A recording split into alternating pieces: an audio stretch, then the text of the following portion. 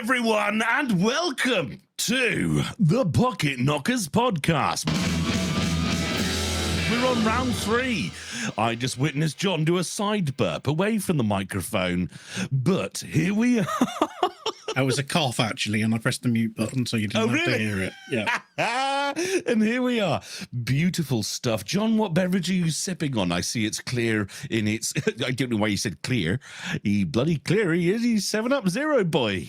7-Up Zero. You Lovely love stuff. Sweeteners. He likes to suck on the sweeteners. Can I just very quickly say, because they're changing my ADHD medication, I'm not taking it currently. Hell. So I have been rocking the fucking Monster energy drinks. And it's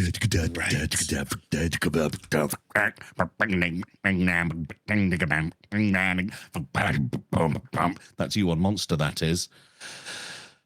Mango Loco, OG, what are we going for? Aussie style lemonade. Aussie Lemo, yes, mate. Then Mango Loco, and then Pacific Punch. Specific Punch. Yes, yes. It's good. Did you know they do the OG flavor in Zero now? Yeah, I did. Yeah, they've done that for a while. I didn't know. It's great because it's the same but worse. Do you think the original tastes like baby wipes? I've never sucked on a baby wipe. Give it a go and report back. Before or after use? Depends. You know, it's got many uses. You don't just have to wipe babies with it. Bonus points if you do. Wow, I can't believe we've gotten that far and we're less than 2 minutes into the podcast. Incredible, John. So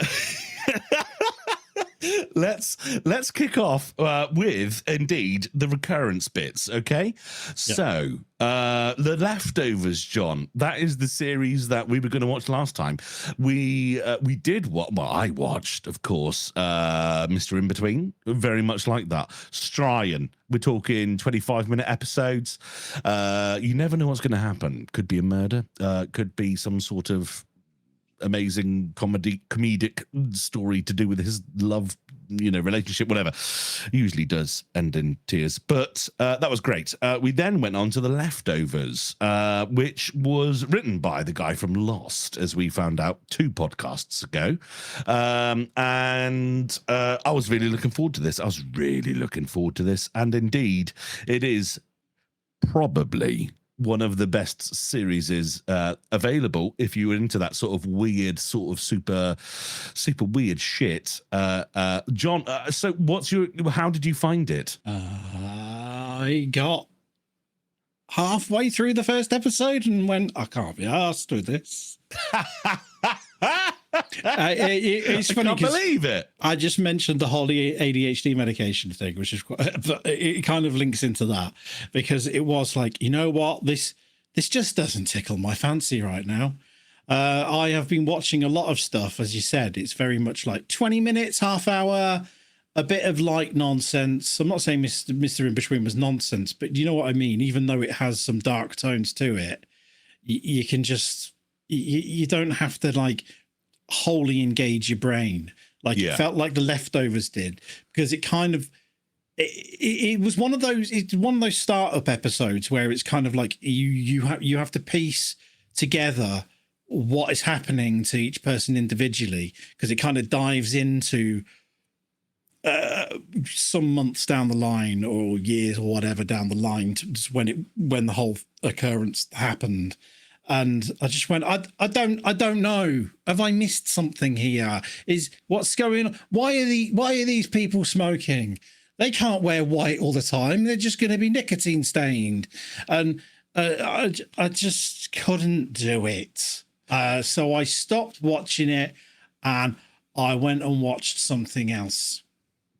Okay, now before we get on to what you watched instead, just to clarify, I'm very much in the same boat. I think it was, you can tell that there's some good bones to it. It is good. It's not a bad series at all. It is definitely a failing of John and myself to be able to attach ourselves to something.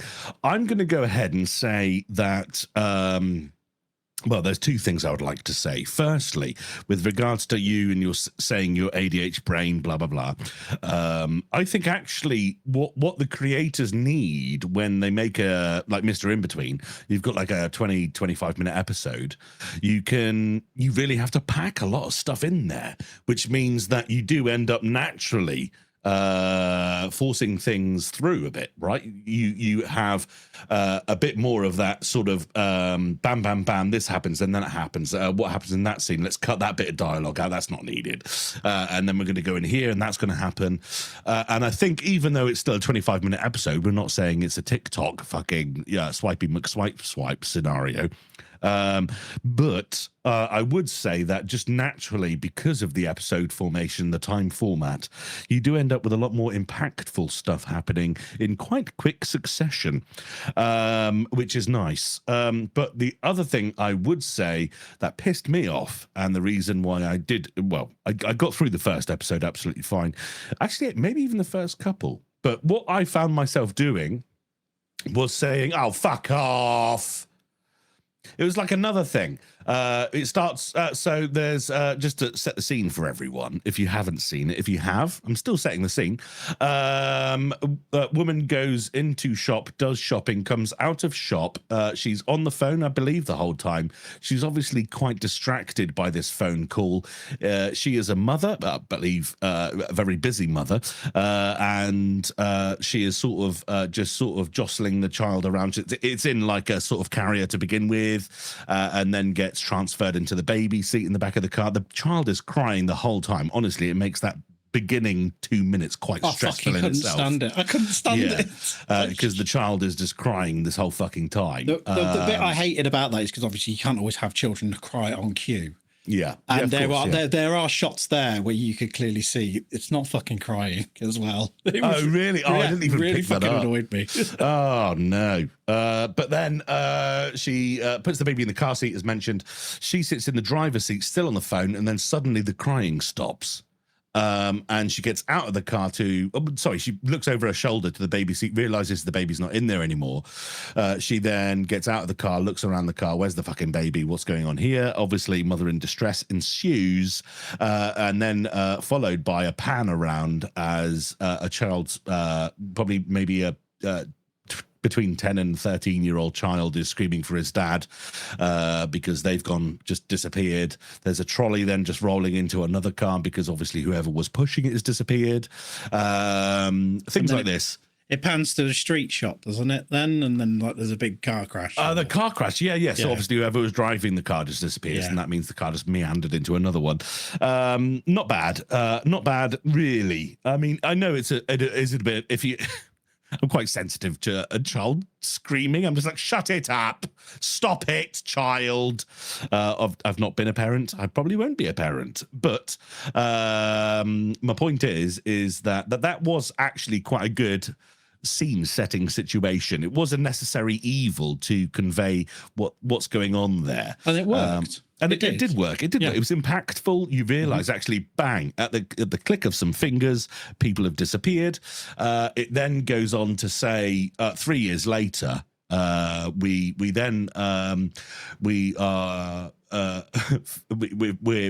the main character, I believe, of, I don't know if it's the entire series or at least the first bit. Is it that sheriff fella? Exactly, yes. The sheriff who is, by all accounts, fine, I think. Maybe some anger issues, things like this, going on to the second episode. There's sort of like a bit of a thing going on. But my point is that he finds a stray dog that walks out in front of his car. He has to befriends a dog. And then the dog gets fucking murdered by someone with a gun. Just like long range with a rifle. Yeah, with a rifle. And he's like, what? And then he shouts at the guy to say, what have you done that for? And the guy just drives off. I don't think he even shouted, did he? He just kind of like looks at him, and the guy just gets in the van and then fucks off. My memory is that he did shout something. It's like you just fucking shot a rifle at a long distance in the direction of officer. In the direction of a fucking police officer. Yeah, who is unarmed at this point. He was just on a jog. I was aiming for the dog. Either way, that was my first point of, oh, fuck off. And then, to be honest with you, the rest of the series, as John said, there's like a cult of people who think there's no point living at this point, so we're just going to smoke ourselves to death. They also abide by silence, so they don't talk. They are muted people because the thing is, what's the point in talking? What's the point in wasting your breath? There's no point living because you could just disappear at any moment, which is great. Classic humans.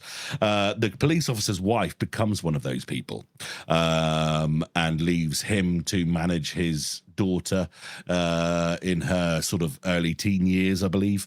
And that's where the sort of main sort of thing goes. And there was just a lot of times where I think the problem is that I've watched a lot of series like this, in which there are a lot of complicated things happening, a lot of, I don't want to say sci-fi, fantasy sort of situational things. And in this first episode, they were like, that's going to disappear. And then this is going to happen. And then that's going to go. And then there's a hand grenade. And then there's like, this happens. And then there's going to be this. And then there's a group of people. And they're going to come in here. And it's just, oh, stop it. I just didn't enjoy it. It felt like they were trying to get every sort of, they were trying to grab you by basically just confusing you is what I felt. It felt like a flashbang of a first episode. This is it. It's like, they're making you piece together why these people are behaving like they are.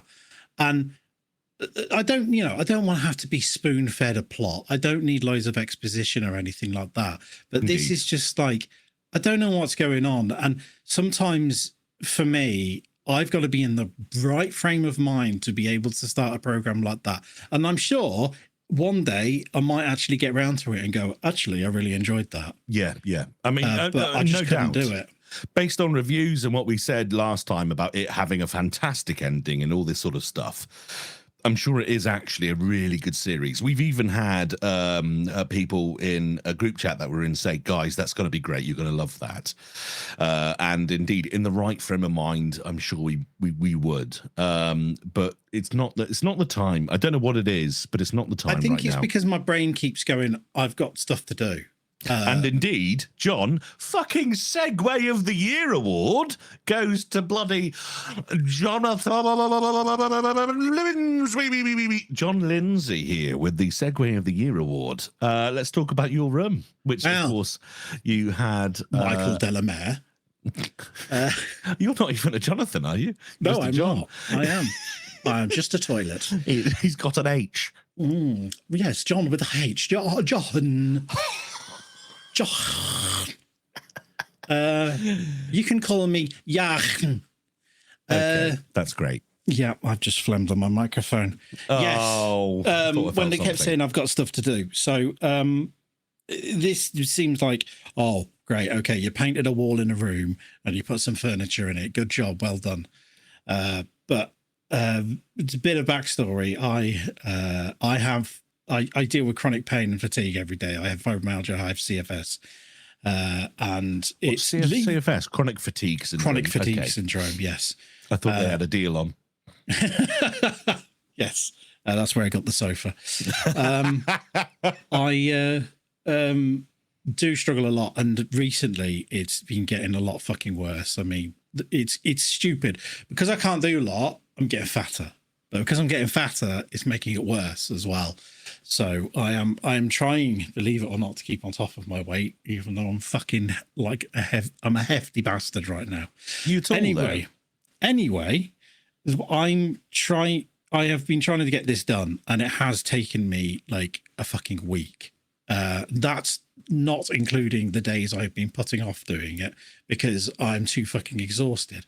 But because it got so hot last week, for people who didn't know, I used to stream and record in a conservatory, and we hit 33 degrees Celsius last week, and I went, fuck this. So this room, it used to be my son's. My son has moved out. He's 19 now. And we've just said, look, we'll make sure that, we've got a sofa bed for you if you ever want to stay here. But we're going to put all the PC equipment here as well. So what I did over the past week is I had to take the whole bed apart, which was like, it was one of those Ottoman storage beds. Yeah, so I've actually slept in the room that you are currently sat in. And I believe the bed in there, was it a divan when I slept on it? Was it a divan? I think, yes, because oh, shit. Yeah, that was, we changed it afterwards. It was an Ottoman I didn't do anything to it.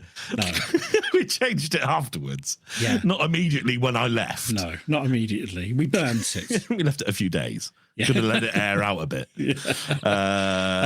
But it was just horrible. Like, it was basically just this horrible, like, metal frame with, the like boot hydraulics.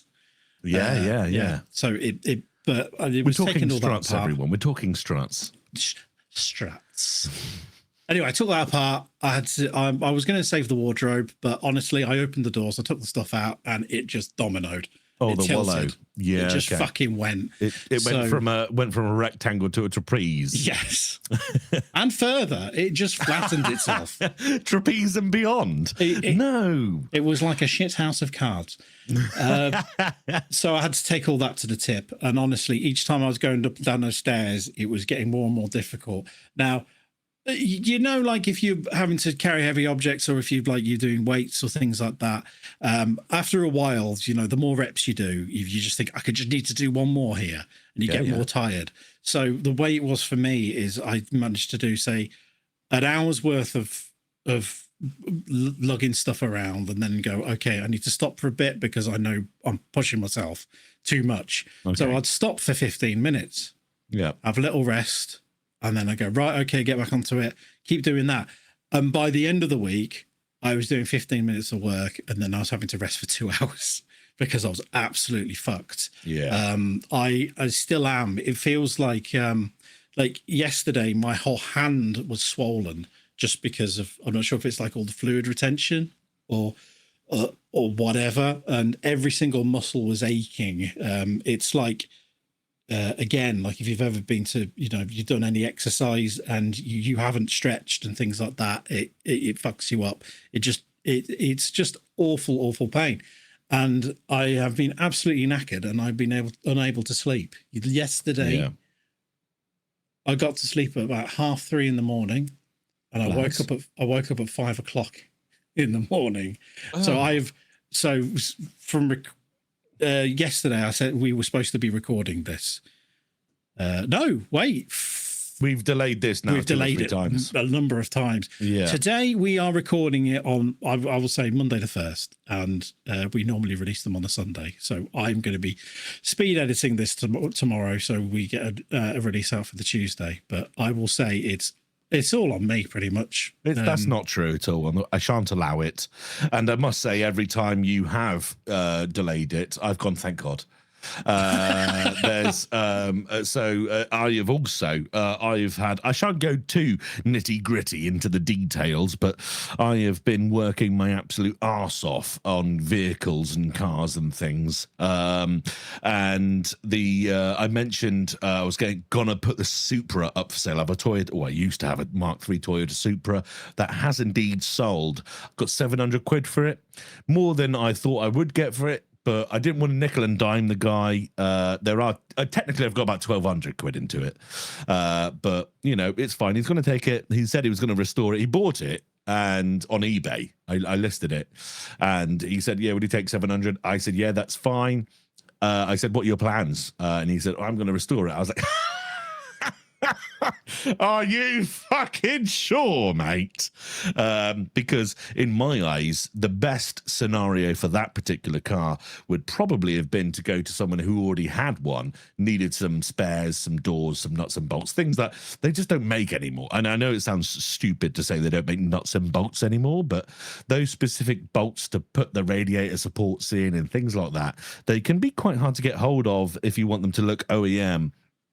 That's from the factory, for those of you who don't know. But this guy said he wanted to restore it. I did try and actually deter him. I sent him a few messages like, dude, it needs so much. It needs ridiculous amounts of welding. You're going to need spare parts. And he was like, no, it's fine. Me and my mates, we're okay. I've got a welder. I was like, dude, fine. You do you. I've been in that situation. I don't know if it's definitely a car guy thing where you see a car and you go, oh, yeah, well, sorry, when you see an absolute shit car, something that's barely got flaws in it, and you look at that and you go, oh, I can fix her. And they're like, fine, you do you got it in your head, you've already fallen in love with it or the idea of it, as I did, and that's that. But I am so positive about the fact that that's gone. I feel like a weight has been lifted off my shoulders. Obviously a nice cash injection. I do tend to live month by month, so I do find myself sort of almost struggling towards that last week before payday. So it's good to have that money. I put it straight, well, I paid some off debts and things like that, but I put most of it straight in the savings, and that means that I can now live comfortably for the next few months at least. Go on, John. Can I be completely honest with you? Go on. Today, I took my PlayStation 5 to CEX just so I could renew my car insurance. Really? Oh, no. Yeah. Oh, no, I can never play Gran Turismo 7. We're quite the same in some ways. It is, because everything, income is fluctuating a lot at the moment. So it is just a case of, I've thought about selling it before, and I held on to it just in case. From that time I thought about selling it before, I ain't touched it. The only bit that fucks me off really is the time I was going to sell it, I could have flogged it the day before they announced the new models of the PlayStation 5. So I probably would have got a lot more for it. But it was just needed to be done. And I know what you mean, yeah. I'm not touching it. As you say, it is in some ways much of the same thing, because the thing is with the Supra is that technically they're appreciating. There's less of them around. It is a classic car, or at least a retro car. They are going up in value. I sold mine for 700 quid. One of those with a manual gearbox and an MOT is towards 20 grand. It is. They are serious money when you get into them. And that was my plan. That was my vision. I wanted it to become something I could have for the rest of my life. But after, I had it for 2 years. I did minor work on it. Well, I say minor work, it fucking hurt, much like you described earlier with your, room situation. But that's gone. But the point is that you have that money tied up there, don't you? Whether it's a PlayStation or a fucking car, you have it sat there and you have to think, look, really, how much am I using this? And in both cases, I've got my Alpha 159 daily driver, which indeed I'll go into in just a moment. Not too much, don't fucking worry. I also have the Reliant Scimitar, which is the car I've owned for fucking 11 years now. I love that thing to death. That's the project. That's what I can have fun with and a tinker. But the Supra, I just don't need, especially at this point in my life, when I am struggling, as you mentioned as well, you just don't need it there. And actually that money is better in the pocket than it is sat out in the car park slowly deteriorating. Alfa Romeo. Now then, I have replaced a thermostat housing and a hose. It was an absolute pain in the ass. I've been outside. For those of you viewing, you might see that my face looks like someone's thrown cornflakes at it, and that's because I was out there all day Saturday replacing the thermostat housing. Realized that there was then a hose leak as well, because the oil had impregnated the hose, which is rubber, with indeed oil, and that meant that it'd gone all puffy. Rubber goes puffy. When you dip it and leave it in oil, it will go big and puffy. If you could imagine leaving a gelatinous sweet out in the rain, it would go puffy. And that is exactly the case for this as well. The hose is like quite a unique fitting hose. I did go to Halfords and buy some straight hose, but when you bend it to the 90-degree angle that I needed it to be, it kinked. So my dad, thank God, took that hose, went to a local Alpha specialist in Plymouth and got a hose, not the same hose, but one that had a 90-degree kink in it, which meant that I could now replace that hose. I did. Then I found that it wasn't that hose. Well, it was probably that hose leaking, because as mentioned, it was big and puffy, but also the one above it was the same.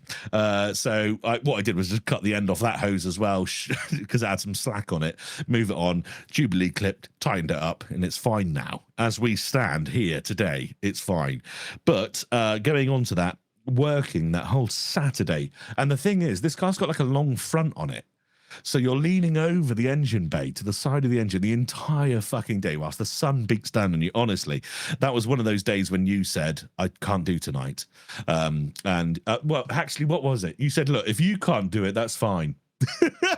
And I said, what do you mean if I can't do it? And you said, be honest, it's because I think I honestly, one, it was kind of like I didn't know why I said it, but also I think I do know why I said it, because I could tell that you just really fucking couldn't be fucked. Dude, I was in bed, and when you're aware that you have limbs, I was just lying in bed, and all I could feel was the surging fucking just pain throughout my legs. And the heat does kill you, because you need all the water in your body because you are being that physical, and you're just fucking sweating it out. Fucking sweating. For sure. Yeah. So unfortunately, that is why this podcast is a bit late. We've both been exerting ourselves. However, John does have a room with a lovely, what is that, a British racing green wall behind you? It's bottle green. Bottle green. I think so. He's leaning over, by the way, everyone. He's leaning over. He's bought now a can of Dunelm's bottle green eggshell emulsion. Beautiful. And indeed, I now have a functional car after today. As we stand, today was when my dad went to get that replacement hose, and that is after work in the rain. I look like I've been my hair, I'm dry now actually, but it was one of those, it wasn't a positive time, if I'm honest, but at least today I had that relief of actually finally fixing the fucking thing and being like, yes, that was for fun, that was good, and now the car's back on the road. Can I ask you a question now? Yes, please. Are you absolutely fucked right now? No, I'm fine. I'm good. Okay. Yeah. I'm absolutely fucked. Well, you just streamed. I was like, I will fucking get this recording done. I will.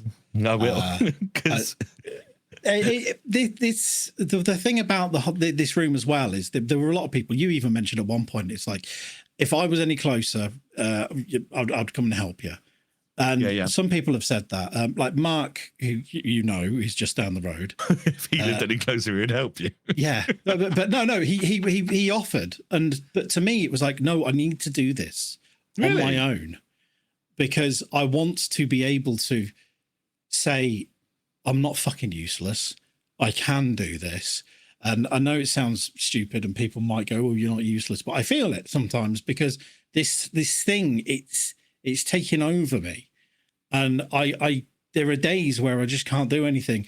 I know, like in this, we always joke, me and Mike, we always joke, it's like, get a fucking job and all that stuff. But I did say something pretty harsh to you though. No, but it's fine. Yeah, what was it you said? It's like, that's what effort is. That was that day. That was that day when he was like, fuck. I'll be honest, I really got pissed off when you said that. Yeah, I bet you did. I fucking did. I was like, you know what? I can't reply to this cunt right now. But you did. But it was talking about, I think I did reply and just say, you fucking cunt. But it's good, because do you know what? As soon as you said that, I actually went, fuck you. And I got up and I started doing more. and the pain I've had in my legs from leaning over the alpha all the time, it's the same feeling. I know it may strike some people as a bit of a shock, but I have gone to the gym in my life, and it is that same feeling when you use those muscles and those ligaments and things that you haven't used for ages. So even though a jokey remark, somewhat true, I guess, if you use it or lose it, as they say. Yeah. But like, as I'm getting older, it's getting more and more difficult for me. How old are you now? I'm 40. Fuck it now! What? Oh my god! So old. Yeah. Why are you now 35? Yeah. Yeah. 35. He belongs in a museum. But it's just getting worse, and I can't see a way out of it. I've been through, how many fucking times I've been to like doctors or specialists and things like that, trying to find help, and all they do is they throw drugs at me. I can't take ibuprofen, which helps with inflammation, unfortunately. So it's just the case of they just keep throwing codeine at me, going, look, if you're struggling, take codeine. Exactly the same as Tiki. Yeah. She has a long-going thing going on, whatever it may be. she's in pain. All they do is say, here's some codeine. Yeah. Have you thought about going private? I know it's expensive and that sort of wipes it out immediately. Oh, I'd fucking love it. I would. If you could afford it, then if I could afford it, yeah. The thing is, I know that we like to tote that. Obviously, we have the NHS and all this sort of stuff and how our healthcare is free. A lot of the time, if you're in a car accident or something, you have like a broken bone. Dude, you're in there, you're fixed. You don't come out with a bill or an invoice or anything. Insane that happens, and in that circumstance it's so good. But if you have one of these meandering illnesses, or I know mine is so little compared to what you go through, but I've got eczema, and they will literally, they don't look into the best possible solution. They will find the quickest way to dismiss you. Is what it feels like. They want to categorize you and then fuck you off. Yeah, which is it. It's like, that's what you have now. And with me, it's a lot of people, like, if they find out they've got fibromyalgia, or they've been told that, then the GP goes, that's almost like a catch-all for them. Yeah, like, it is. It's not this, we'll go for that. It is. It's like when once you've got it, they don't care. And then you go, hang on, I've got symptoms like, related to other things. They're like, doesn't matter. We've said you've got fibromyalgia. Yeah. But if you were private, that wouldn't happen. Do you know how many? Well, I would love to know, but I know that. Do you want to know? Fucking, this is a sentence. This one, isn't it? Before the 90s, how many deaths were ruled as a cardiac arrest? And then, as technology evolved from the 90s, and we actually got to learn about all those different things, different cancers, all those sorts of things. But cardiac arrest strikes me in that same thing. Wasn't aspirin a big bastard though? Oh, because everyone was taking their heart stopped. It's cardiac arrest. Yeah. Surely everyone dies of cardiac arrest eventually. Yeah, but that's not the cause of death. You know, it's like someone you buy a secondhand car and it's like, oh, it ran when it was parked. Oh, brilliant. It was fine until it stopped. Exactly the same sort of scenario. But I feel like within private Medicare, which is something that I've not actually, my mum has. My mum she needed a knee replacement, put on a list immediately, as I'm sure many people are. One of my directors in my company is currently on a list and keeps getting bumped down just because he's mobile. My sister went private for a knee replacement as well. Really? Yeah. And indeed, she obviously you pay through the fucking nose for it, but it was like, yep, you're in there, like, fucking done, GG's. And it's you got to look sometimes. You got to look, and you got to say, look, you could pay 60, 70, 80 quid, 100 quid a month for your Bupa or whatever it may be. Other Medicare places are available, but then those people are striving to keep you as a customer. And they will go out of their way to help you. This is not an advocation for this. I would like to believe that our NHS system is funded enough, but it's just not. It's just not. In the emergency scenarios, as mentioned, you're in a car accident or something. Yes, great stuff. They don't have the time or the money to approach every avenue. Exactly. They have to take their best guess and take you down that path. And then just get that box ticked and hope for the best. It is kind of that, yeah. It is kind of that, yeah. If you're paying private, depends how much money you have. They will obviously still say the same. Well, we best to try this path, but if they will also say we could try this if you've got the money for it. Yeah, or we exactly. could try this. Yeah. And that's where it's different. It's still not a case of. It depends, depends how you pay privately, but like if you can just pay straight out of the pocket and go, keep throwing money at them, I'm sure you'll find an answer. But I don't know how that works, because I'm sure in your knee replacement case that you're aware of, and indeed my mum's, you sort of say, I need a knee replacement, can I have one please? And then you pay X amount, whether that be via then monthly payments like a finance agreement, or whether that's something else. It depends, as you say, like with Bupa and things like that, you will pay monthly. It's almost like an insurance type thing. Yeah, I've always imagined it almost like a pension pot or a savings. Yeah, kind of. Like, well, you say that, but we pay national. Well, I pay national insurance. Fuck off! I pay national insurance, you prick. Do you? Okay, well done. And I don't think I've ever had to use it. I don't think I've ever had to use it. I had an ingrown toenail once when I was 15, and that was before I was paying national insurance. But that's the only time I've ever gone into a hospital. I mean, don't get me wrong. I'm a lucky person. I'm a lucky person. I've not broken a bone, even when I was riding around on BMXs as a drunken teenager and scooting down on skateboards and things like this. Just somehow I didn't break a bone. I've never broken a bone in my body. Have you not? Well, apart from the dentist, or I mentioned the other day, breaking my fucking skull. Yeah. I've never broken a bone. Sorry, you don't need it. You don't need it. Yeah, for sure. Okay, listen. Let's go on from living issues. Oh, can I just mention one thing very quickly? Please. About fibromyalgia. The other thing I have a problem with is people often go, "You don't have it because only women get fibromyalgia." Oh. And I think it's only recently that more men are being diagnosed with it. And I think it's because there's less of this whole man-up culture now. I do honestly personally believe is like if women were struggling with it, and I think they are more open to going to a doctor and saying, look, there's something wrong with me. And I think most blokes, if they're struggling at work with things, they're just going to have the piss taken out of them and to being told to man up. And I want to keep this short because this could go on for an entire podcast. But I mean, what are the symptoms, causes? You know, how could someone know if they were sort of experiencing fibromyalgia? They're getting tired a lot. Sometimes they just, it's as weird as it sounds. It's like if you've had it for a long time and you're being told to man up all the time, sometimes you don't realize that you've actually been in pain all this time. You just might think you're being told you're lazy. And that you must assume that's what laziness feels like, but it's just you're in a lot of fucking pain all the time. It is. But it is energy.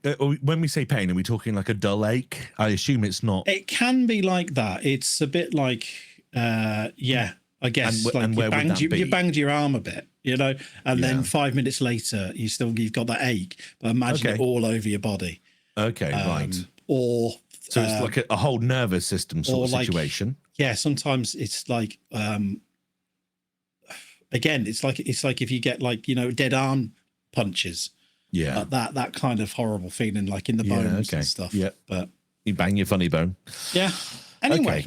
Okay. From living issues to dead ones.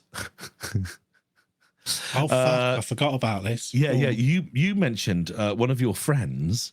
Yes. Do you want to explain this? Because I don't know who this person was. I don't think. Yes. You seem fairly open to. I will chatting about it. I would take you back a long time to probably 1946. Oh, no, sorry. 2006. I would say. Oh. I think I probably first met this guy. Okay. I knew them through probably through friends of my ex-wife. Back then, when I was about 19, 20, it used to be like a lot of the time, maybe, listening to lots of loud music and maybe taking experimental, non-prescribed medication and things like that. No wonders why he's fucked. Yeah, I know. Oh, there we go. But there was one fella that we knew. He was always around called Brian, and he was significantly older than us. I would probably say he must have been about 20 years older than us. Oh, wow. So my age when you were...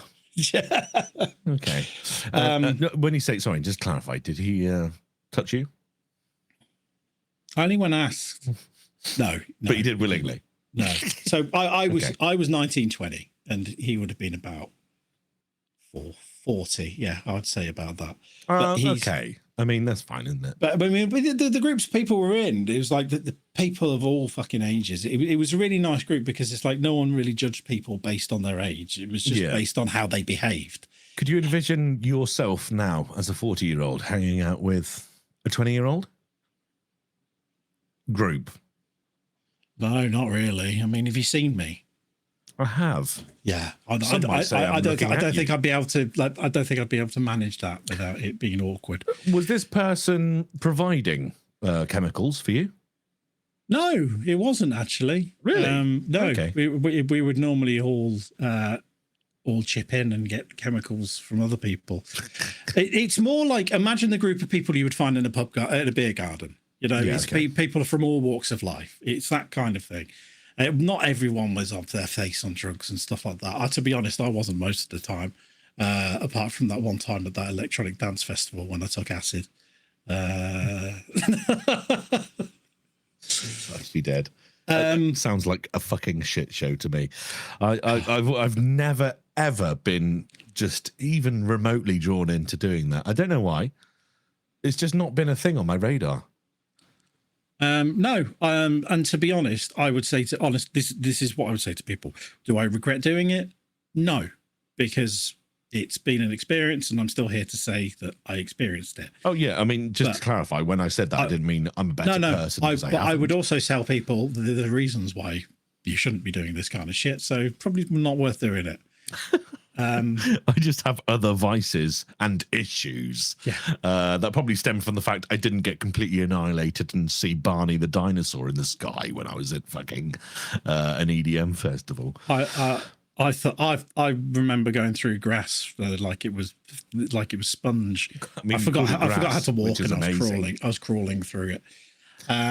Oh, sorry, I think they grasses in like weed. No, that was another time. Just called grass. There was another fella that we knew. I won't mention anyone's names of the living. Yeah, but not Mark. No, but there was one time I remember us like talking about Frank Zappa for God knows how long. Yeah, standing in the kitchen, and we just noticed that we were by the hob, and all this time because someone was cooking mushrooms for everybody, and we just kept taking them out of the fucking pan. By the time they were dishing them round to people, there was hardly any fucking left, and like, where are they all gone?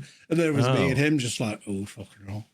Oh, but anyway, this guy Brian, he's dead now. He is. He's gone. Oh, this was what do you call them? The service, order of service. Yes, okay. Which I think is fucking amazing. That looks, I mean, there's a lot of buzzcocks going on there, isn't there? Yeah, it's very like the pink and yellow punk rock buzzcocks look. Yeah, just for listeners, this is indeed in memoriam of Brian Peter Richer, 6th of August 1948 to the 27th of April 2026, and it is done like it's got the newspaper rips in it, like it looks like it is a bit of a never mind the buzzcocks sort of thing going on, or indeed never mind the bollocks. Yeah, it's really good, very punky. I'm assuming you like the genre. Oh yeah, very much so. Okay. He was, he listened to all sorts of music, to be honest. As I say, we used to listen to drum and bass and God knows what, but he was always there just for like a good time, just chilling out, basically. He was always just seemed to be chilling out and just always had a stupid grin on his face. But he used to have a really nice fucking house. And every year he would host a party there around the house, and it would just be like his garden would just, it would turn into like live music, and everyone just having a really fucking good time. It was great. Yeah, sounds like a good guy, actually. He does, not knowing him at all, and you might laugh at this, John, but he does look like he's got a nice sort of honest looking face. Like he's not like it's not like someone you would look at and go, oh God, there's something wrong with him. What's he up to? He does look like he was an accountant, so yeah, okay. So he's doing calculus in this picture. Yeah, I have an issue. Wednesday, 20th of May 2026, Rainsborough Crematorium at 2 p.m, followed by a cremation at Avon Chapel. Now, what was wrong with the crematorium that they had the service at? They moved him to a different one. I think Avon Chapel is, from memory, it's a humanist chapel. Okay. What was wrong with Rainsborough? Is that very Christian? I think they probably, I don't know, but I think they probably wanted a humanist one. There was somebody else that we used to know. He unfortunately he died of cancer many years ago. Okay. But I'm sure he had his at Avon Chapel as well, and I think it is a humanist ceremony. So. Okay. I also like bottom left, officiated by celebrant Amanda Lightowler. like she's Owler. like a it's a good name, but also like it's like special guest starring because of this never mind the bollock sort of thing that we got going on here. It does look like that's where that would be. I think what really does show the kind of funeral that somebody like Brian would have is definitely the floral wreath. Normally it spells out the name of the person or whatever in the funeral card. Yeah. Well, his here, as you can see, says cunt. Okay.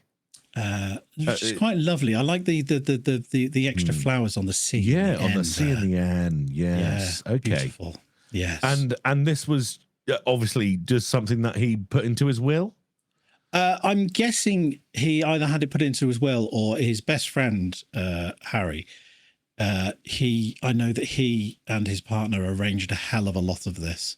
Okay. I was very upset actually because I couldn't make the fucking funeral because you were actually, I believe, recording the Pocket Knockers podcast. Oh yes, yeah, we had priorities. No. I mean, not even joking. You were. No. It was the end of last episode when we recorded. I was supposed to have been.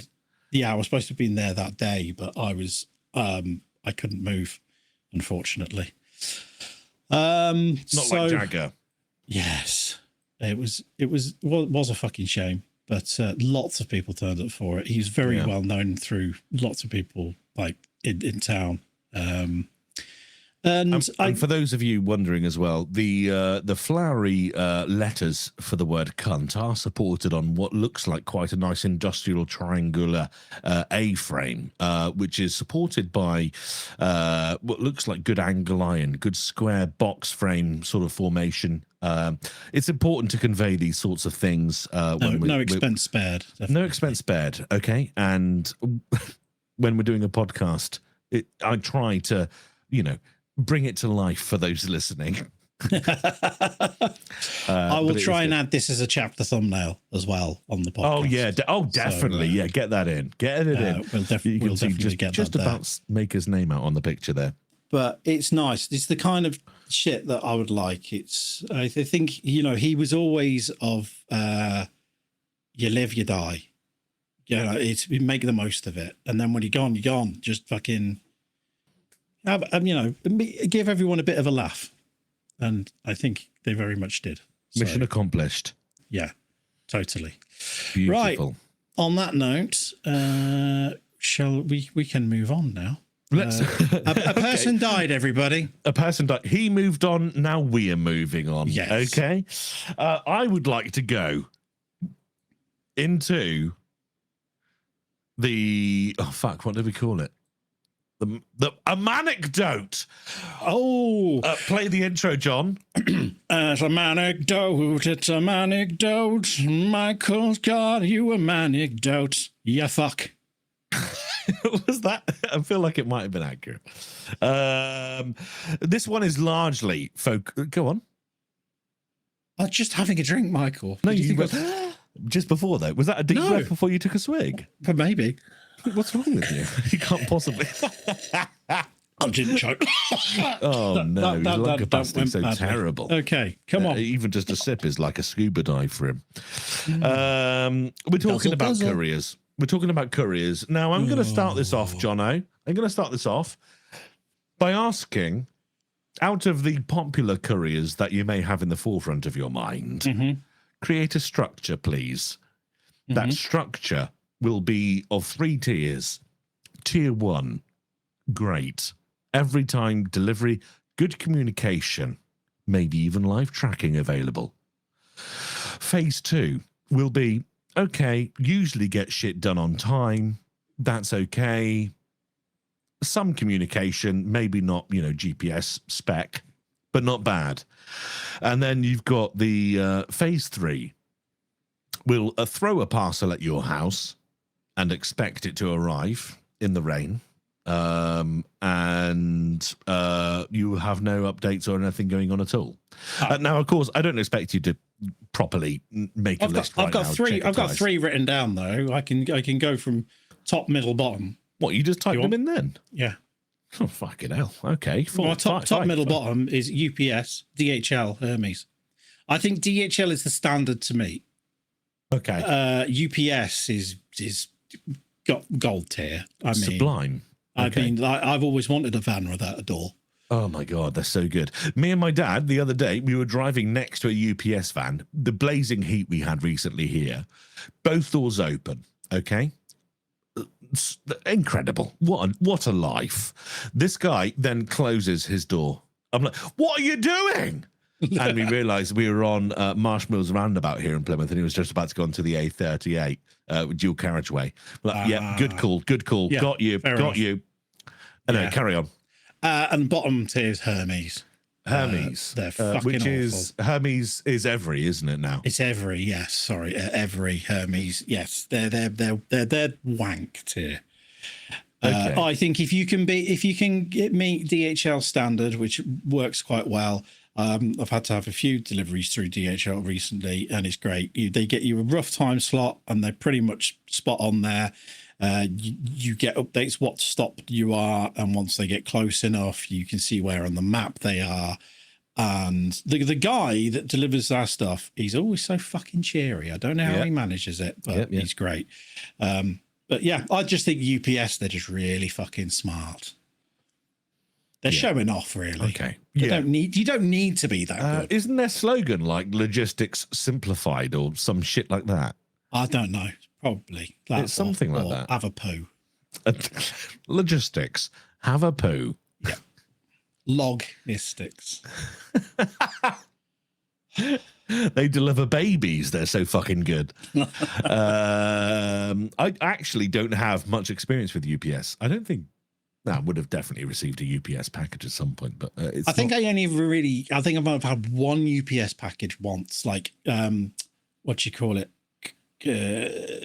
Hang what's on. the word? Not commercially. What's the other one? Domestically.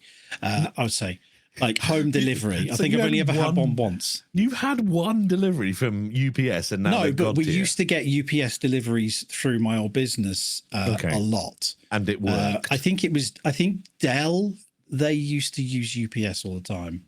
Okay. Way back when, and they were really fucking good. Okay. Now I'm going to go on to this here. First of all, I want to talk about Every. Okay. Now, Every, as you have put, bottom tier. Now, why is that? And just to clarify, we all know why before John mentions anything. But why is that? You don't know what day or what place. Simple it could be that. Funny. It can be. Whenever I get an Every package delivered, I get the link saying it's been delivered. I'm like, where the fuck is it? And I click the link, and it's just something. It's in a bush, like just fucking taking a picture of a bush. Does Plymouth? Do you get that stupid like those spotted pages on Facebook and stuff like that, where everyone's just posting to a bitch about like people around the area? We've got about 5 of them in Rugby, but there's always pictures of people going, oh, has anyone seen my parcel? Does anyone recognise this front door? Or do you are these your feet? I took a parcel for Tiki the other day, and I was in the car park working on the cars, and I had the package. It was a couple of feet tall.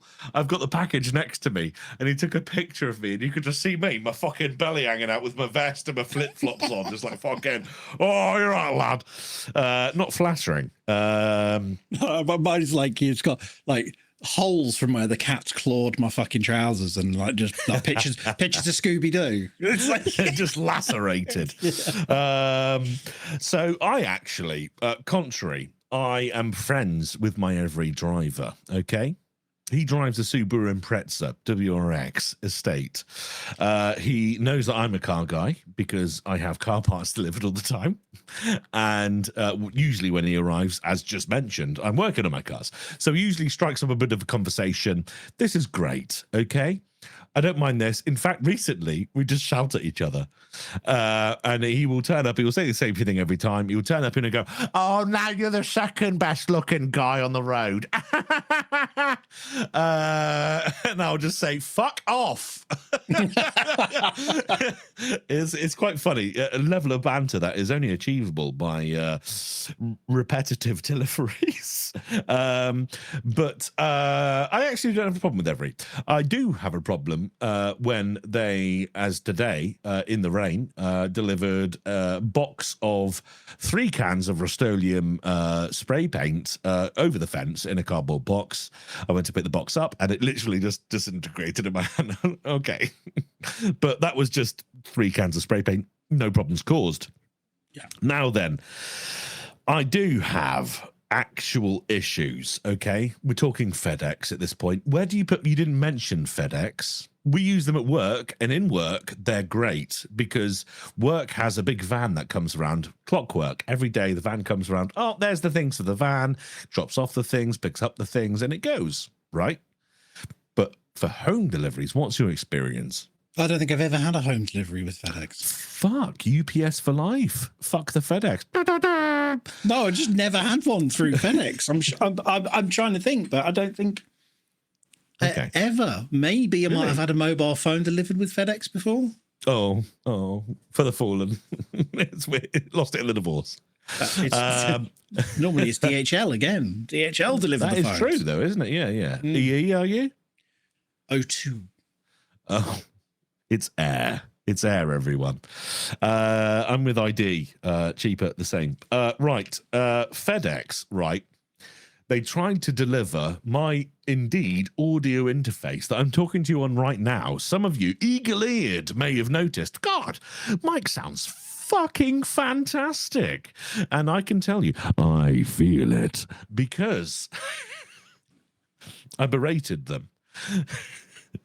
Attempted delivery. This audio interface was on £140, and they treated it like it was the jewels of the Queen and or King. What? How are they doing now? Was it the Queen jewels? What's the jewels now? Fuck are you on about? They've always been called the Crown Jewels. Crown Jewels. Okay, them. They've treated it like it's just an audio interface, guys. Just fucking leave it. Dude. I thought Jools Holland had joined Queen. Queen Jools produces piano. Yeah, so that was fine. And you know what? I assume what happened is obviously the guy who sent it said it had to be signed for. So they arrive, they knock on the door between the hours of 9 and fucking whenever, and I'm working because, you know, I'm a respectable human in society, and I'm not there. So they say, oh, you're not in, so I'm leaving now with your package. Okay. I said, okay. So that was on a Thursday. On the Friday, which was the day that Forza Horizon 6 came out for early release for those that had pre-ordered it, it was due for re-delivery. I'm sat there on the sofa. They attempted delivery previously at between 10 and 11 a.m. I'm on that sofa primed as a motherfucker, okay? I stand up. I see the van. The FedEx van pulls up in front of my house. It's a situation where you can... It's a clear fucking situation. My house, you can just see out the front window. The road's there. The van's there. I stand up, and I'm in a segment of my house where I cannot be seen by those at the front, okay? I call this the waiting room. Now then, I am just imagining you like on a freeze pose in the middle of your house. Just like... Exactly that. No, exactly that. 100% exactly that. So when you order like takeout or whatever, and it's late night, you see the headlights pull around the corner. You're like, oh, it's here. It's a fucking delivery van, not a T-Rex. Vision's based on movement. Oh, I spanked my microphone then. I was doing a little T-Rex impression. But my point is, I was there poised, ready to answer the door, but not visible because I don't want to be too visible, okay? You don't want to be too eager. I don't want to open the door before the cunts arrived. So I see the FedEx van pull up. It's not a fucking interview, mate. It's a parcel. You don't want to seem too eager. Fuck that. I'll be lying on the road getting it to stop. In the comments below, what are you? Are you pouncing or are you wait until you're asked sort of person? Either way, the FedEx van pulls up, I pounce, and I'm in my waiting room. And then If you knew the layout of his house, you'd understand why I'm fucking laughing. I'm like, what is this fucking waiting room? Dude, I'll fucking next time you come over, I'll make you wait in it. And then I'm waiting. Indeed, as one would in the waiting room. And there was no knock. I'm like, where's the fucking knock? I'm here waiting in the waiting room. And there was no knock. So I leaned over to look out the front window again. What the fuck's going on here? Cunt's driven off. He's driven off. You should have been fucking around in your waiting room then. You should have been out there on the driveway. So he's fucked off. And then I'm like, what the fuck's going on here? So I check on the tracking. It says it will be with you shortly. And I phoned them. Whilst I'm on the phone on the IVR, the automated what's it, I get a message from eBay saying your parcel is due for redelivery. I'm like, you fucking little bitch. Okay, so I'm now on the phone, and it goes to this poor woman who I apologise to very dearly. No, I'm joking. I have worked at a call centre. I do know how hard it is, and I do actually treat those people with more respect than the people that would own the company, I'm sure. But I spoke to them in a way that was constructive. Okay? And I said, and when it said redelivery, it said attempted delivery at 10:15. Now, on the phone to this woman, she said, yes, we attempted, it was an off-course call centre. I won't do the accent. Please don't. She said, yeah, I can see that they attempted delivery at 10:15. I am on the phone at 3 minutes past 10. And I said, you understand that time hasn't happened yet? And she said, well, how about we reattempt it some other time? I said, well, I've got today off. So can you deliver it tomorrow, aka Saturday? No, we can't do that. We don't deliver Saturday or Sunday. Okay. So when can you redeliver? Well, Monday. Right. And I'm going to be at work on Monday, aren't I? So it doesn't matter when the fucking cunt turns up because I'm not going to be here then when I was actually here now, waiting in the waiting room. So what are the chances of that happening? She said, okay, well, how about we redeliver it? No, sorry, we went through the collection process. Can you just leave it somewhere? I'll collect it, okay? There's so many post offices, spas, co-ops, all this sort of guff kicking around, right? And they all have their own little niche. Some of them do Yodel. Some of them do Royal Mail. Some of them do Every. Whatever it might be. Some of them... apparently, the nearest one to fucking me for FedEx, one of the biggest couriering companies in the world, is fucking Exeter. Fuck you know. Which, for those who don't know, is a 45-minute journey on a good day. Let's call it an hour each way. And I said, well, that's ridiculous, isn't it? Because that's going to cost me more in fuel than I paid on postage. She said, well, how about we find, let me just check, see if we can find somewhere closer. And she said, okay, I think I've got one here. What about, and I'm typing as I do this because I need to make sure I'm getting the address correct.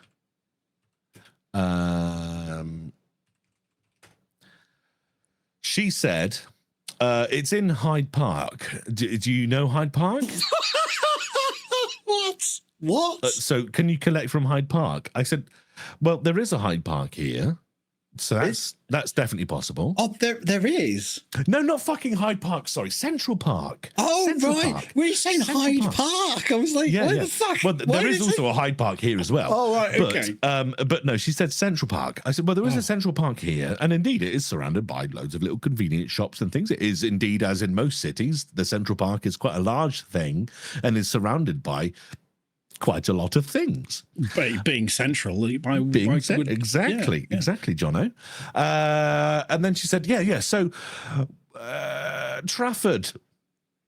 I said, Trafford. She said, yeah, postcode is Manchester. You fucking have no concept of what you're doing. No, I'm not driving 6 hours to get my £140 fucking audio interface. All right? No, that's not even, that's a 12-hour round trip. Now then, she did say, well, sorry, how about we try and redeliver today? I thought, well, that'll be fucking great. Why didn't you open with that? She said, look, I can't promise anything, but we could try. And I know what that means, okay? I know that poor fucking spotty bastard is driving that fucking Mercedes Sprint around. He's got his predetermined route, the most efficient way to deliver those packages, and he ain't coming anywhere near me again for the rest of the fucking day. So, Scion scene into the other fucking garden, that's that gone. It did get delivered the following day because she said... Not the following day, that was a lie. It did get delivered. She said on Monday, it will be delivered after 1600 hours, 4 p.m., okay? Because that's when I'm home from work. No problems at all. That's fine. It turns out that weekend, as I mentioned, I think in the previous podcast, I was ill as fuck. And that meant that I had to take Monday off sick. Sure enough, 10 a.m., this guy fucking rocks up with his fucking package, happy as Larry. Now then, this is great news because I'm ill. I don't, that's fine. At least I got my package, right? You spend all your ill time in the waiting room. No, I had a gun ready this time. But like, they fucking pulled up and I had the package and there was a sticker, big, printed digitally, deliver after 1800 hours. And there was another one, handwritten, do not deliver before 1600. And this cunt passes it to me with a straight face. So it doesn't matter. It doesn't fucking matter. They did try everything. The woman on the phone did her job perfectly. Thank you very much. And they did. And I assume the people in the depot, or the people who wrote on it, were like, yes, that's great. And then somehow they just get thrown in the back of the truck anyway. And now I don't know, obviously, because they did receive it at that time. I don't know if they would have actually reattempted delivery. But that was my FedEx scenario. Okay. Now, let's move on to Royal Mail. Oh, my fucking God. Go on, then. Royal Mail delivered a package, okay? Yeah. This is a simple one. We're talking 3 600 milliliter cans, aerosol cans of brake cleaner. Now, for those of you who don't know what brake cleaner is, it is the thing that kills things. If you can imagine a picture of like a really grotty engine or something like that, you spray this shit on and all the oil and grease and everything pours off in amazing fashion. It's what mechanics use to, indeed, as the name would suggest, clean brake discs and things before you then reinstall your calipers, and then it goes on because it kills every contaminant. This is the ones like with the triangles with hands falling off and upside down fish may cause cancer, all that sort of stuff. Nuns on fire. So we're talking 3 600 milliliter aerosols. These things, when you're in the hairdressers, they have those massive fucking aerosols of hairspray or whatever the fuck they are. Like I'm imagining like the bug bomb spray. Yes, Raid. Things. Yeah. So and when you spray it, it's not it's a and 3 of those. So we're talking 1,200, 1,800, 1.8 liters of brake fluid in a box. Blazing sun. Just gonna pop that on the doorstep. They popped it on. I wasn't in, so they just left it on the doorstep in the blazing sun. I got home and I couldn't believe that it was there. I was like, shit. And it wasn't on fire? No, I don't think it would even catch fire. I think it would just bang immediately if it was even going to ignite. But I put them in a cool, dry place immediately because that would have been quite funny. And on the box, just to clarify, was indeed all the respective stickers saying flammable, corrosive, blah, blah, blah. Yeah. That was all on there. Great stuff. Cheers, Royal Mail. Thanks for that. And then finally, DPD, who I've ordered some tires for my Alfa Romeo. They are Michelin Pilot Sport 4s for those who care. And those are quite expensive, £220 a corner, okay? Which is too much for me. But these were part ones, I can only assume they bought them, put them on the car, and then just drove it into a wall because they're pretty fucking good. They've got 6.5 mil on tread, 1.3 is the legal limit. And that means there's plenty of life in them. And I got them for 140 quid for the pair. So that's great news. That's really good. They can go at the front of the Alpha when I've done the tie rods and stuff. And you never guess what? Got a notification, attempted delivery. Fuck off. You weren't in, lad. So that's great news. What did happen, though, is that the following day, I was working. It was the Saturday. So DPD do attempt deliveries on a Saturday, which is already fucking one up on FedEx in my book. But they attempted delivery, but then I can't remember what happened. I missed it. I did genuinely miss that. I don't think I was in. And then I was like, oh, fuck, missed it. What? No, sorry. That was suck a dick. It was Friday. I was at work during the day, came home from work, started work on the Alpha, and this absolute trooper called Sergey comes cruising up again later on the same day. Just attempted redelivery. Hi, mate. Sergey? Yeah, Sergeis. Oh, I thought you Sergey. I was going to say Happy Pride Month, everybody. Happy Pride Month. Is it Pride Month? It is now. I wouldn't know. But either way, I was just so blown away by DPD. Not only did they send me the notification say, sorry, what would you like to do? Redelivery, let neighbor, safe space, blah, blah, blah. Oh, by the way, the FedEx one, no option of that. If I clicked on anything to do with redelivery to a safe space or a neighbor, nope. Can't do it. Just crashed every time. Not displayable. Grayed out. Can't happen. Sorry, can't happen. Not can't happen. That means it would happen. Anyway, DPD, fucking thumbs up to you, lads. That was incredible work by Sergey.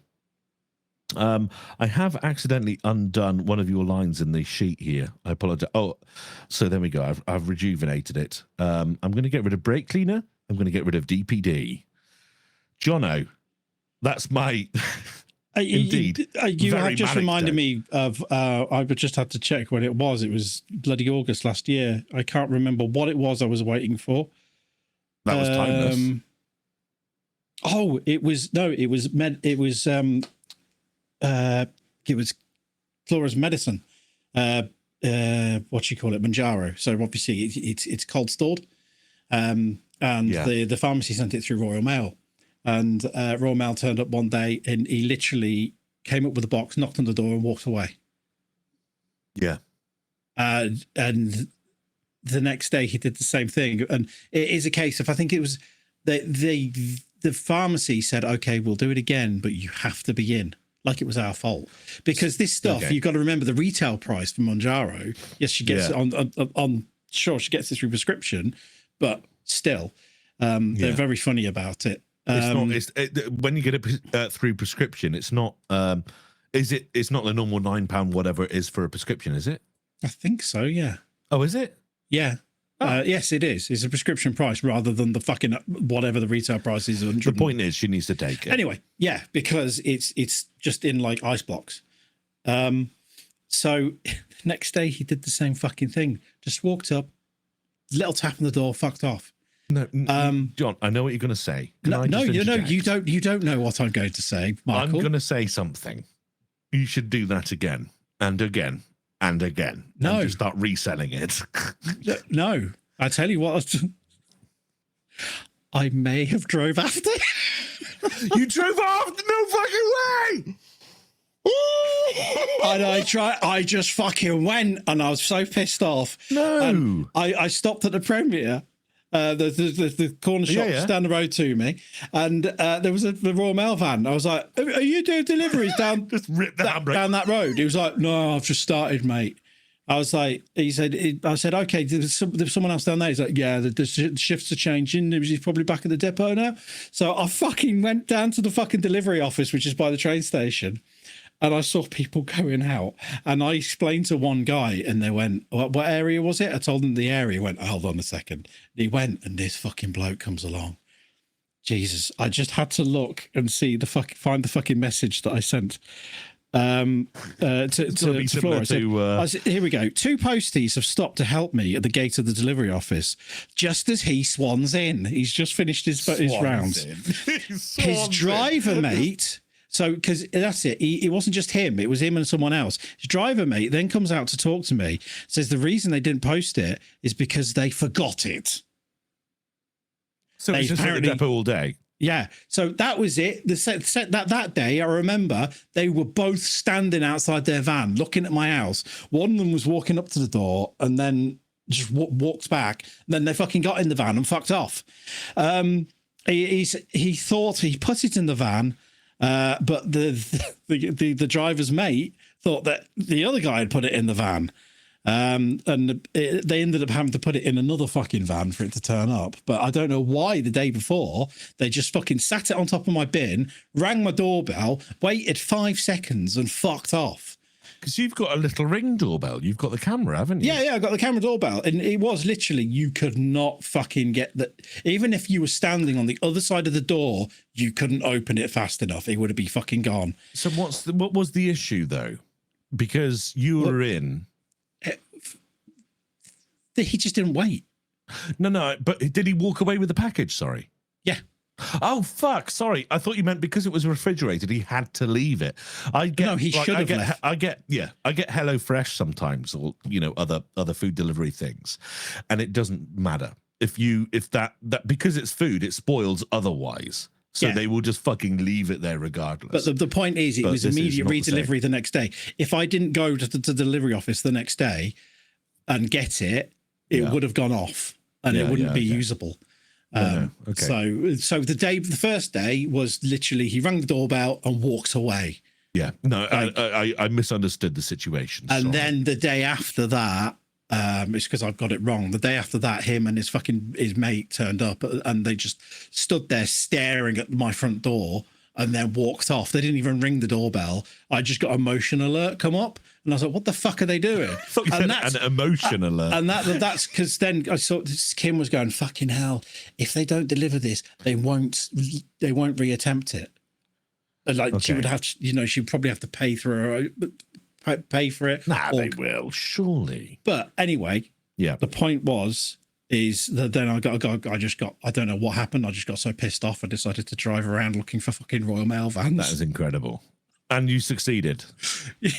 Well, I mean, you could have gone to the I fucking did. I was quite lucky. I found one guy who said that they were changing shifts. You would have been in such a mood as well. Where I you was fucking full, your people carried as full Roddy Picker. And do you know who I am? Yeah, you fucking I'm on Twitch. I'm on Twitch. Oh, average 70 viewers you can. Fucking hell. Oh, Jesus. Oh, 6 Cloud Flipper fucking stream this week, you little fucking dickhead. Oh, flip your ass, you can. Oh. Brilliant stuff. You've written on this list above average. Why have I written that? Oh, I don't know. The thing is, can I explain to everyone? We have a shared notes document. I actually don't know why it says above average. I thought you wrote that. No. It's a Google Keep document, right? Which means that we both have shared access to this. And it means that we can go down items throughout the week when things happen, such as this, or indeed DPD Greatness and FedEx Bastards. We can then put things in there. The issue is that you have to type it in shorthand so that you don't just type in the whole thing. Right, so a FedEx guy came to my house and ruined my life. You have to type in FedEx delivery, and then the other one was brake cleaner delivery, so on and so forth. So John's written above average. I don't know. I fuck off then. I don't know. Okay, it's gone. Okay, let's move on to the parking ticket appeal, John.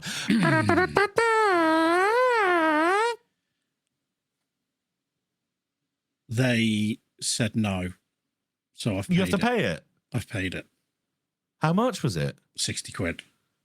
Blech. They said that I could go through some ombudsman thing, and I looked at it and I went, fuck this shit. Do you know what? I've had enough. And I paid 60 quid. Because if I waited any longer, it'd gone up to like 100 quid. So I just got it out of the fucking way. I was really pissed off. I told them every single reason. I was like, look, I really fucking went for it, basically. Yeah, I mean, we could have taken a picture of the empty desk. I think that would be the only thing that would have. But they didn't give a fuck. They were like, look, if you want to talk, if you want to go into the nitty gritty, then go seek an ombudsman service. Otherwise, give us the fucking money within 14 days. So I had enough, and I have just paid it today. Wow. Okay. Fresh off the press. Yes. There we go. That's it. That's the end of it. I'm pissed off because there was no response in relation to anything I wrote. It was a copy paste job. Yeah. Just standard text. Don't get who you are, the situation, or anything like that. Just here we go. It even says at the top, "Dear Sir/Madam." Great. Thank you for your appeal in relation to the parking charge incurred on 29th of April, blah, blah, blah. We have refused the details outlined in your appeal, but we're not in receipt of sufficient evidence to confirm that the terms and conditions were not breached. Our records confirm that no parking was purchased on the date of the parking event, despite there being payment methods available. Wow. That's absolutely shit. So they're telling me because I don't have enough evidence. They can't do it. I was like, but if I turned around to them and said, "Can you show me evidence?" Yeah, exactly. Yeah. There was. Do you remember? Do you know who Joe Lycett is? Oh, the parking ticket. Joe Lycett's incredible. Incredible. He's so good. If anyone's not seen it before, you need to go find it. A masterclass. I'm sure if you just go on YouTube and type in Joe Lycett parking ticket, I think he did it on. Find it. 8 out of 10 cats does countdown as well. Yes, it was. Yeah, I think so. So good. Yeah. Right. The next order of call will be indeed. Well, fucking hell. I opened up my phone again because I just locked it and I just had to look at that. Can we just do the fucking Snaxx? Get them out of the way. Snaxx? Well, you're doing that last. We can do Snaxx right now. We can end on gaming. How about that? Okay, come on. Okay. So, do you need to get yours? Have you got Snaxx? I have. I went to B&M. You spent money. Fuck off. But you had to pay a parking ticket, Jono. Yeah. I mean, the facts I've got B&M Snaxx in a CEX bag. Fucking hell. That's very council, isn't it? That's very council. Fucking hell. What have you got? This time around, I thought I'd show you on the podcast or describe it. I have a bar here of dairy milk crackle. Crackle. So that's got popping candy in it. Crackle. Yes, I've had a look. Now, this is quite interesting. It looks really fucking thin. It looks like 2D chocolate.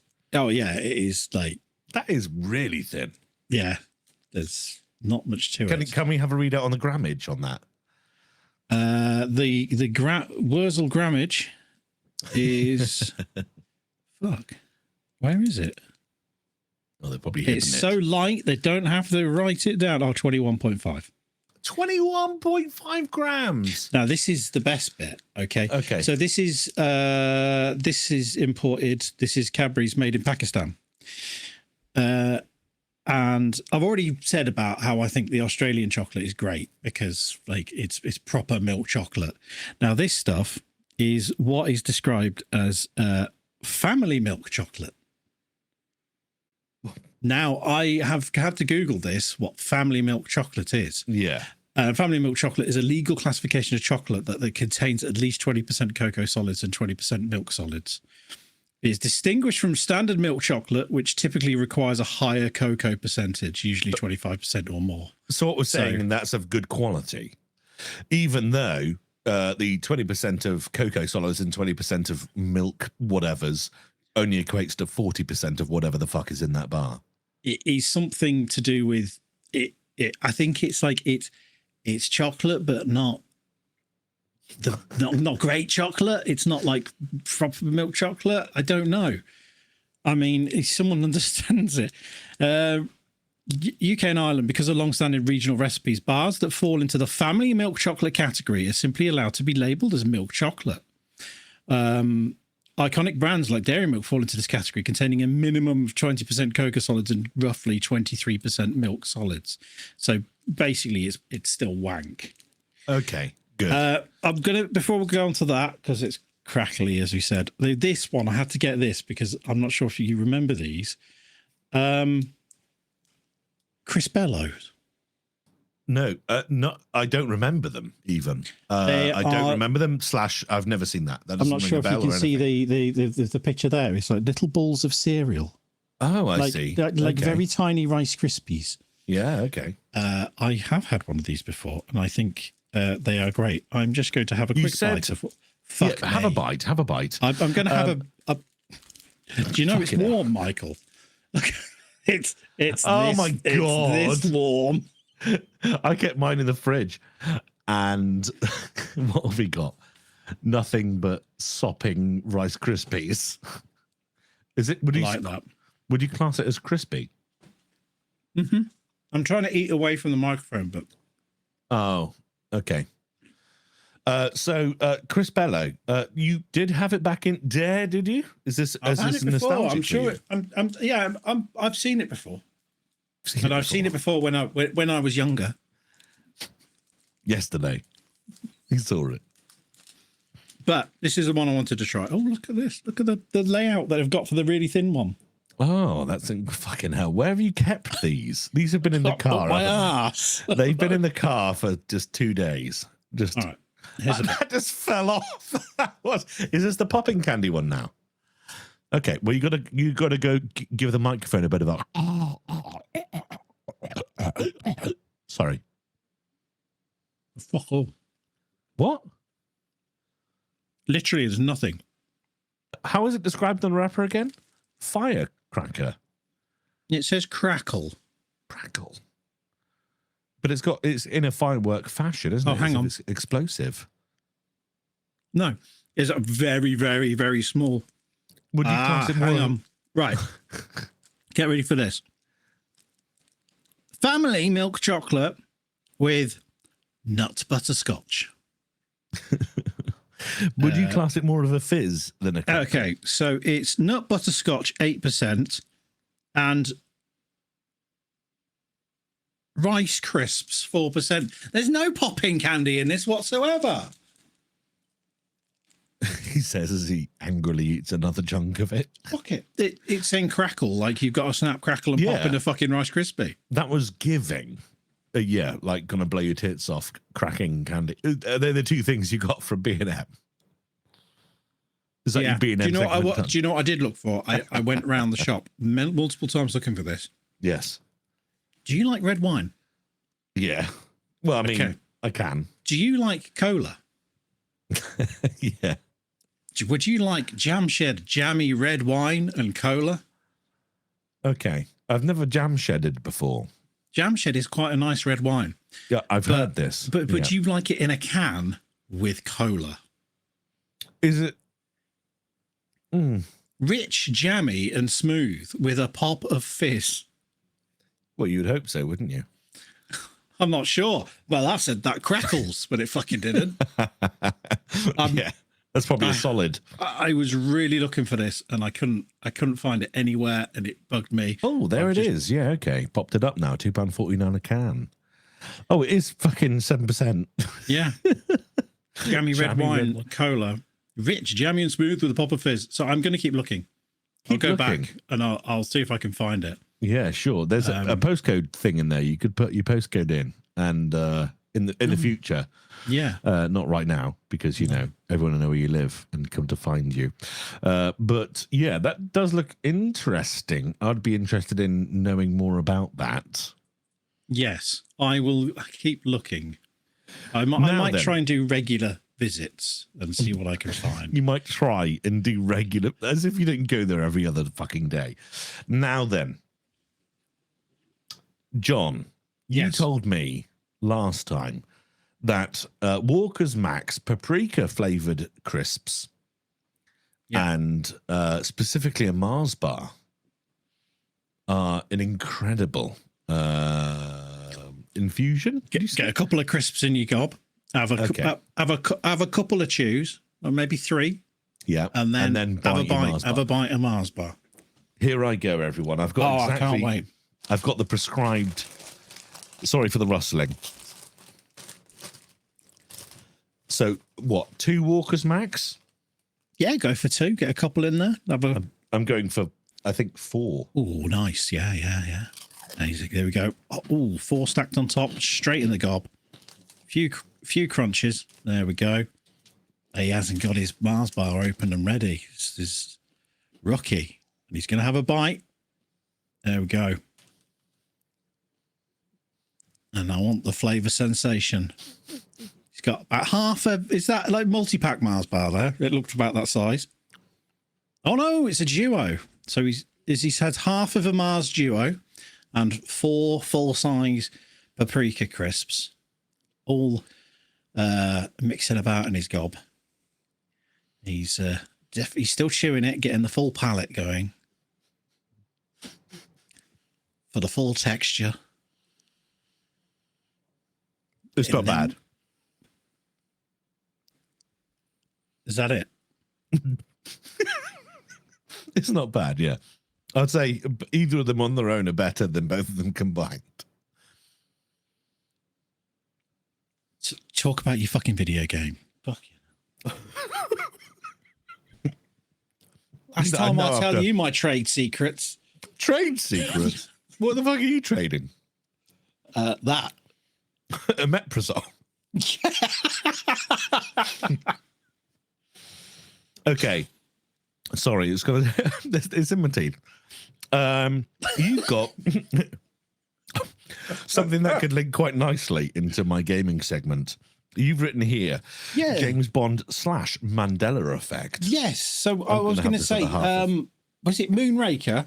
Do you remember Jools in Moonraker? He meets that what's her face? What's the? You're eating crisps on a fucking podcast. Good job, mate. You fucking wrong. Fuck off. What was her name in it? I'm gonna find it now. Triple X. Moonraker. Oh, Moonraker. Dolly. Do you remember Dolly from the one with the pigtails and the glasses? Yeah, you got with Jaws. Yeah. Do you remember when like he sees her and he smiles and then she smiles back and she has braces? Mm-hmm. And then he says, "Well, this is for us." Well, she doesn't wear braces though.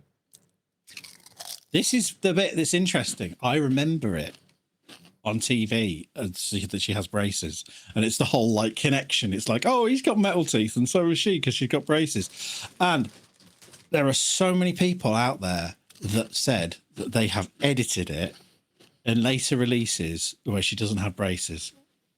They are convinced, and some people are going, I'm telling you, I've seen it on a TV broadcast version that's different to the what was on a film print where it was braces, and there is no proof of it anywhere, and it is considered one of the biggest Mandela effects. Okay, so what's the outcome? Does she or not? Evidence points to that she doesn't have braces. But there is still so many people out there going, it don't matter, just because I didn't record it back on the TV in the 90s. I can't prove it, but they're just in denial. Yeah. So many people, they're going, I swear that was the whole thing. It was like she had braces and he had metal teeth, and that's why they got together. That's what they thought it was all based on, just because they have metal in their gob. I still think that I recall it having braces. I really do. And I've looked through this numerous times and I can't find anything apart from some people who have deliberately photoshopped it to stir pots or whatever. I was just wondering if it was something you'd heard of before. Yeah, I have. Okay, good. How was the game? Can I finish my mouthful, please? Oh. Swallow. Good boy. Fuck off, you cunt. That was horrible. Can't believe you've done this. Oh, he's done the voice changer. Yeah, well, we've cheapened now. We've cheapened, but more. This was highbrow. Now I fucking took 3 tackles of a FedEx agent to fucking capture that fucking cunt. I'm going to use it. Yeah, I was aware of the braces scenario. And when I first was aware of it, I thought, yes, she does wear braces. But then when I saw a picture of her without braces, I was like, okay, that fits. And then indeed, when I saw a picture of her with photoshopped braces, I was like, okay, yeah, that doesn't fit, actually. I actually don't remember that image of her with braces. So I think it was just I didn't. So when you say you saw her with braces and that you made that connection between them both having metal in their face, you did make that connection, did you? Yeah, I'm sure I saw it like on ITV in the 90s or something. Because for me, it was more just an age disparity. Yeah. She was so like young, innocent pigtails. They'd gone out of their way to make her look so innocent. And obviously he's the most offensive Bond villain ever, literally just biting people's faces off. That I thought that's what they were going for, was that, that, how would you say, juxtaposition of characters. Yeah. So I was quite acceptive of, oh, okay, no, that's fine. I just remembered it wrong, or. But it's crazy. I'm not sure if it's because, I don't know, because is it because everything's in such high definition now that we can clearly see that it's not there? No, and because people used to watch it on like old 576 lines on TV or something, or I don't know. No, there's no braces. I'm not saying that. I'm saying that, yeah, there's no braces, but maybe people might have seen it because, like, you watch it on TV, you might have taped it. And because you've taped it, it's not that clear. And then someone said, "Oh yeah, they wore braces." Can you imagine? Because you saw it on a fuzzy VHS. You've just you have added that extra bit in to your and yeah, those people systematically also recorded Top Gun and remembered Tom Cruise wearing braces. Oh, all these films that people have recorded. Yeah, but he was wearing red braces in a fighter jet. What's that all about? Oh, John's going suspended suspenders. braces. Yeah. No, not Moulin Rouge. You dirty bastards. Right. We're going for a bit of a video game finale. Okay. Go on. John, what video games have you been playing? Well, I've been playing the latest. I've been so blessed. Honestly, I feel like this might be the best few weeks of video gaming of my life. I have so we talked about Forza Horizon 6 last time. Open world racing game, probably the best graphics that has up to this date been in a racing game. 500 cars on release, incredible. You play it with a steering wheel, you have extremely good force feedback. It feels like you're somewhat there. Loads of modification to be done to the cars. You're driving around Japan with these lovely picturesque views and everything like this. Genuinely is amazing and tickles my whatsit as a car fanatic, as you may have already experienced from my Alpha 159 hose ownership. I now own 3 of the hoses. I then was blessed into The Last Caretaker. Now, The Last Caretaker is a game in which you are a robot. It's actually based on a book, so some of you may know this from that. I've had this ages. I've still not fucking played it. So I did notice. Tiki told me. She said, "Oh, classic John to have owned it for fucking ages." You won't like this. It was a review copy as well, and I never fucking looked at it. Yeah, well, they've added a lot to the game since then. In fact, only in the last few months. But basically, you play a robot surviving on a what I assume is Earth. I haven't completed the game at this point, and there are loads of stations that resemble. You can think of them like oil rigs.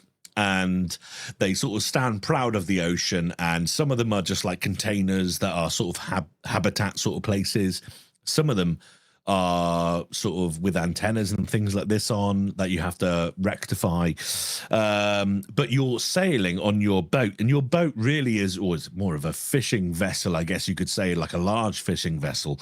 But that is your the way to get around, and you do genuinely get a sense of ownership of that ship, ownership of the ship, and you can customize it, you can do things, and it is one of those games where you're grinding for those specific components, those elements that you need to then build the next thing or craft the next what's it. I haven't felt this way about a video game since Minecraft released originally, when I was playing that with friends on a server, and you are running around and you are all chopping wood together. And by the way, I know Minecraft's a bit of a buzzword now because all the youngsters are playing it and all that shit. Don't forget, that game fucking came out ages ago. Nothing wrong with Minecraft. Minecraft's great, and it has changed a lot now, but it does carry through a lot of that sort of vibe, if you like, of having to get those resources. But what is also really cool is that on the boat, and indeed off the boat, you have to generate electricity, and you have diesel to power the boat, and there's petrol as well. So there's these other elements that are adding a bit more of a mechanical vibe to it, that bring an adult sense of sort of creation to it, because you have to monitor these elements, and you have to again, as a sort of someone who enjoys engineering and things like this, don't be afraid of it. It's not like you have to fucking learn anything about, that sort of stuff, but it tickles that part of my brain. It makes me think I'm cleverer than I actually am, I'm sure. But the point is that you have like a biomass generator, and the more energy, the more enemies you kill, the more biomass you get from the little worms that come up at you at night, and you get the biomass, and then you shove it into your diesel converter, and then that converts it into diesel fuel that goes into your reserve tanks to then power the boat. I just really fucking like it. It's really good. I don't know what it is. It does really shit on streaming, if I'm honest, because it's sort of like a long play scenario. Everyone's just watching you gather titanium and then organize your chests and all that sort of stuff. Flora has been playing Satisfactory recently. Wow, that's a classic. Yeah. Wow. Okay. A classic. It's been out. How long has it been out now? 5-6 years? Satisfactory? Yeah. Older than that, isn't it? No. It was originally, I think it was based on Factorio, wasn't it? But it's the whole... am I getting them mixed up? It's the first person one, when you land on a planet, and you've got to start off with, as you say, like biomass generating. Yeah. Okay, and then you mine for materials, and then you put them through machines, and you create other things, and then you combine other things, and it's a whole level of like conveyor belts and automation. Oil and water and everything like that. Okay. Can I interrupt? Sorry to interrupt, but Satisfactory came out in 2019. Factorio came out in 2020. So actually, it's the other way around. Oh, right. But yes, are you aware of a gaming channel called Let's Game It Out? I have heard of it. Incredible. Please watch that person's Satisfactory playthrough. Especially Flora, if she's into the game, because what this guy does is but the listeners as well, please just look at the channel. I wouldn't normally just recommend a channel out of the blue like that, unless it's tiresome, but he honestly goes above and beyond to break video games, and it's insane the things he goes through, like the resources he gets. I believe in Satisfactory he creates a web of conveyor belts, tubes, and things like this that are just monumental. And instead of just taking the element to go to the thing, he will literally go around the whole planet, like go around, and it's all like all over the place. He's like, oh yeah, let's see how confusing we can make it. Not only that, but to stress the game's engine as well. And it is, I said it in a really nerdy fashion, but he is such a charismatic guy. It is genuinely it's one of those games though, once you played it a couple of times, you want to like really like plan it out and make it all look nice and uniform. Because that's the satisfactory element of Satisfactory. It is, but it's like if you love automation as well, it's great. I got into it because my son played it, and Flora was watching Limmy because he was playing it. Okay. And so then she went, "Oh, I'd give this a go," and then That's she a bit started. of you. Yeah. And then I started playing a bit of it as well. Again, I was actually looking at setting up a bloody dedicated server for it because I thought that'd be great. Yeah. Imagine if you got loads of people doing it. One thing we know about John, he loves a dedicated server. I do love a dedicated server. He loves a dedicated server. I like the idea of having people being able to all come together. Like you can play bits when you want, I can play bits when I want, or we can play it at the same time. And we are pulling into that Minecraft element because back then that was sort of the first time where it wasn't just handholdy sort of stuff. You did have to host your own server. John, I have sent you a link on WhatsApp for the Satisfactory episode of Let's Game It Out, and I don't want you obviously to watch the fucking thing. It's like a 20-minute video, maybe even longer, but the thumbnail, please, come on, you got to click on that bad boy. I want just your reaction. Can you explain what you're witnessing in that thumbnail? How can I fucking see a thumbnail when I've paused the video? We'll just skip to the end then. Just go through it. Fucking hell. Jesus. I love that. I love it. It's so good. It's so good. Wow. It's so, honestly, it's so good, guys. Check it out, please. If there's one thing you do, if you like, even if you don't like video games at all, that is a good video. I'll put the link in the description. Yeah, please do. And of course, the reason why we bring up James Bond and video games at all is because this week we have had the release of 007 First Light. Oh no, Dumbledore's dead. Fuck. What are your thoughts on the game, John? That was the shittest pretend gun ever. Well, I did the trigger with the right. I triggered discipline. I'm not sure. This is what I was actually wondering, whether you think are they milking a franchise here, or do you think it works? You are definitely more of a Bond enthusiast than I am. I do like watching the films, but I'm not as well versed in them as you are. So I think it's I just want to know what your opinion is. You're passing it over to me as a Bondian. Is that what you people call yourselves? I do enjoy a bit of bondage. Bonders? So I think Bondola. What film was that from? Don't know. Okay. Right. So I think it's actually really good. If this is the way that Amazon are going to take it, I just want to say that even though Amazon now own MGM is still plastered all over it. And I think because of that, it is still going to be its own separate entity. And I hope that those people are still going to be in charge of that, even if Amazon are the holders of it, if that makes sense.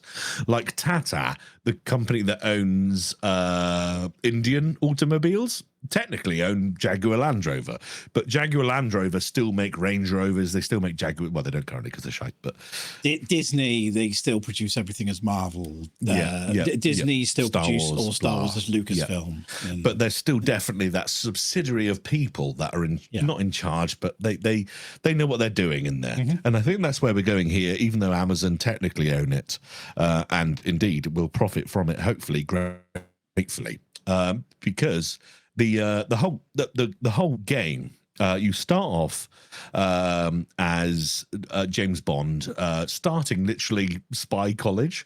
You start off in a mission where you're to do a thing. Everyone around you dies immediately in your own crew, and you have to then think outside the box, sneak around, and do some stuff. That at that point, that's when MI6 learn, okay, this kid's got something.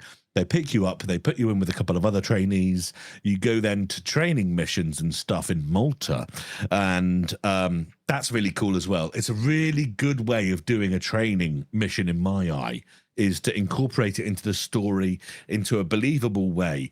And it's not training as in like press space to jump over the log. And it's not like anything like this. It is genuinely, you're signing off at the bottom level and you're working your way up. It happens organically, and there's cinematics in between each of your actual segments that are literally montages, which works quite well. There is a lot of sneaking in this game. Okay, so if you're used to the GoldenEye, Nightfire, Agent Under Fire, Not Tomorrow Never Dies. I'm looking at the DVD in front of me. That's why I said it. From Russia with Love is what I meant to say. Those games are all just full-on action-packed games in which you happen to play a character that appears as James Bond. This is IO, isn't it? It's it is. IO IO Interactive. Yeah. So they did Hitman. Famously. And that was something that everyone was sort of apprehensive about, because it's sort of Hitman, but what we don't want is a Hitman game that's reskinned as a James Bond game. So in this game, I am happy to report that you are not playing a Hitman game. They've used all the elements of that Hitman engine that are going to accentuate those sneaking elements. So the crouching, the hiding, and all that sort of stuff happens naturally in that engine, and it happens naturally as well when you're playing as well. It is good. I'm not good at sneaking games. I'm definitely dual wielding AKs into a room when I can. But in this game, it just doesn't happen. And every time I start a segment that is like a sneaking mission, or you got to don't let the guards see you, I always have this sense of dread come over me, and I'm like, fuck, oh shit, okay, here we go again. But actually, I end up fucking loving it. Michael's been streaming this, and I remember watching one bit where you had to be stealthy, and it was literally... I swear one of the NPCs did a double take as he walked straight past him. And he went, what? And then in about 15 seconds later, it's like the NPC, like the AI kicked in and went, okay, let's trigger an alert. And then the next minute, he has about 15 people around him. It literally looked like he was outside a pub being kicked into a curb. It is true. Yeah. You will find yourself, if you indeed can't remain hidden, or whatever. You will find yourself getting absolutely chinned. And the thing is, there's this weird mechanic. It's at the top of the screen when you play the game, and normally it would say trespassing or something similar. I can't remember if trespassing is exactly the word it says, but basically, you're in a naughty place and you shouldn't be seen. Okay. Now, sorry, I almost swallowed my own fucking. It's the Walker's Max coming for me. The point is that when you go into one of those areas, you can sort of sneak attack someone, right? But someone else sees you. Shit. Now I've got to take them out before they radio or ring an alarm or whatever. And you can easily pounce on them. It's great. And it's so good to do. The rewarding thing when this happens is at the top of the screen, it goes from trespassing to... I don't fucking know what it says because I'm too busy doing whatever's happening on the screen, but it says something along the lines of absolute bastard. And then once you knock that last guy out, it says situation contained and it goes green. And it's like, yes, I killed anyone who knew of my existence. Not killed, but knocked out in this scenario, whatever. And it's actually really rewarding. And that's coming from me, someone, as I said, who likes dual wielding weapons into a room. Getting a 5-star away in GTA. Sure. Yeah. And then there's the other side. So you can't use a gun in the game until someone uses a gun against you. So if you're in that situation, let's say you sneak attack someone sees you do that, and they're like, because you don't have your license yet. You haven't got authority. You haven't got clearance to use that weapon yet. Mm-hmm. As soon as the person that sees you sneak attack someone pulls a gun out, and you can just go, bah, bah, bah, bah, bah, and you can just start rattling them off. And the headshots in that game are really good. The ragdolls are really good. It is on that Hitman engine. You can throw things at people, like bricks at people's heads from afar to sort of, disorientate them. I will say that in Hitman, it's about how creative you can get with those kills. Do I want to turn the gas on the barbecue, lure someone over, and then flick a match from 10 foot away into it so they blow up? You don't get that. And obviously, it would just be a Hitman reskin if it did do that. But you do have a lot of those elements in there, like the sneaking things, like I just mentioned, that are really good. I really fucking love it. And actually, is one of those sort of scenarios where I don't think there might be a better developer for that sort of game, to be honest with you. That blend of sneaking around as much as you can, and of course it's possible, I'm sure, to clear every level without firing a single round, and I've even cleared a few without firing a single round. But what I will say is that it's a very, very story-driven game, and it does it extremely well. I haven't played a story-driven game in so long that made me want to, what's happening next in the story? Where's this going to go? Where's it going to go? What's happening next? And I do genuinely, honestly, even as a Bond fan, really love looking forward to that. And to round up as a whole, I now have one of the best driving games ever made, in my opinion. One of those games that's going to go down as Need for Speed Underground 2, Burnout Paradise, all those games that people look back at and are so fond of, and revel about. I genuinely think Horizon 6 is there. I've got The Last Caretaker giving me those survival bits and bobs, that sort of long play scenario where you're just grinding away trying to get resources and things like that, along with a very good story as well. And then you have the action-packed Hollywood style story from First Light, and I feel so fucking blessed at the moment to be on the planet playing video games like this right now, because it feels like it's been at least 10 years since I've been in this situation. I might have picked up a good game now and again. Don't get me wrong, I played Days Gone when that came out on Steam. Really enjoyed that. I played Test Drive Unlimited, Solar Crown, when that came out a couple of years ago. That was really good too. But these are top-tier fucking games. Like you're trying to say that you've got a selection where you kind of go, what mood am I in? That mood. Yeah, that mood. Before, you've always had a game where you kind of go, okay, I'm really enjoying that, but I'm just not feeling it now. Yeah, and exactly. You don't have anything to flip between. Yeah. And it honestly, wholeheartedly is so good, because we were at that stage in gaming where especially when AI obviously over the last few years has taken over, oh my God, that's the end of it. Then it's all just going to be AI drivel bullshit. No, there are people out there still making really fucking good games. And you can tell so much heart has gone into each one of those projects I just mentioned. And it's great. I would say that The Last Caretaker actually is probably the game I'm going to return to most. And that's because I think it tickles that part of my brain. It requires that certain, you know what though? Because it's on the sea, you get that sort of element of, you do have to dive as well in it. So for those of you who've played Subnautica, and I haven't played Subnautica 2 yet, obviously that's out in pre-release at the moment, but I very much love Subnautica 1. I'm looking forward to literally diving into the second one. But it does give you, it's not a horror game. It describes itself, I think, in one of the Steam notes as a horror game, but it's not. It's just that there are sharks around you, and you can dive in if you want to get more resources and things like this. And when you do that, it is fucking scary. You lose light as you go deeper, and you do have to go down to get story-driven components. But The Last Caretaker, in my book, is incredible. And that's £27, that game, I think, not on an offer. I got it on an offer. It was £21. I got the Forza Horizon 6 pre-release, which, I think was £120. Now, don't get me wrong, AAA title. I got it pre-release. I wanted the extra bits and bobs. I feel like you can pick it up for 60 quid. Of course, if you've got Xbox Game Pass, you can literally jump in straight away. First Light is a 60 quid game too.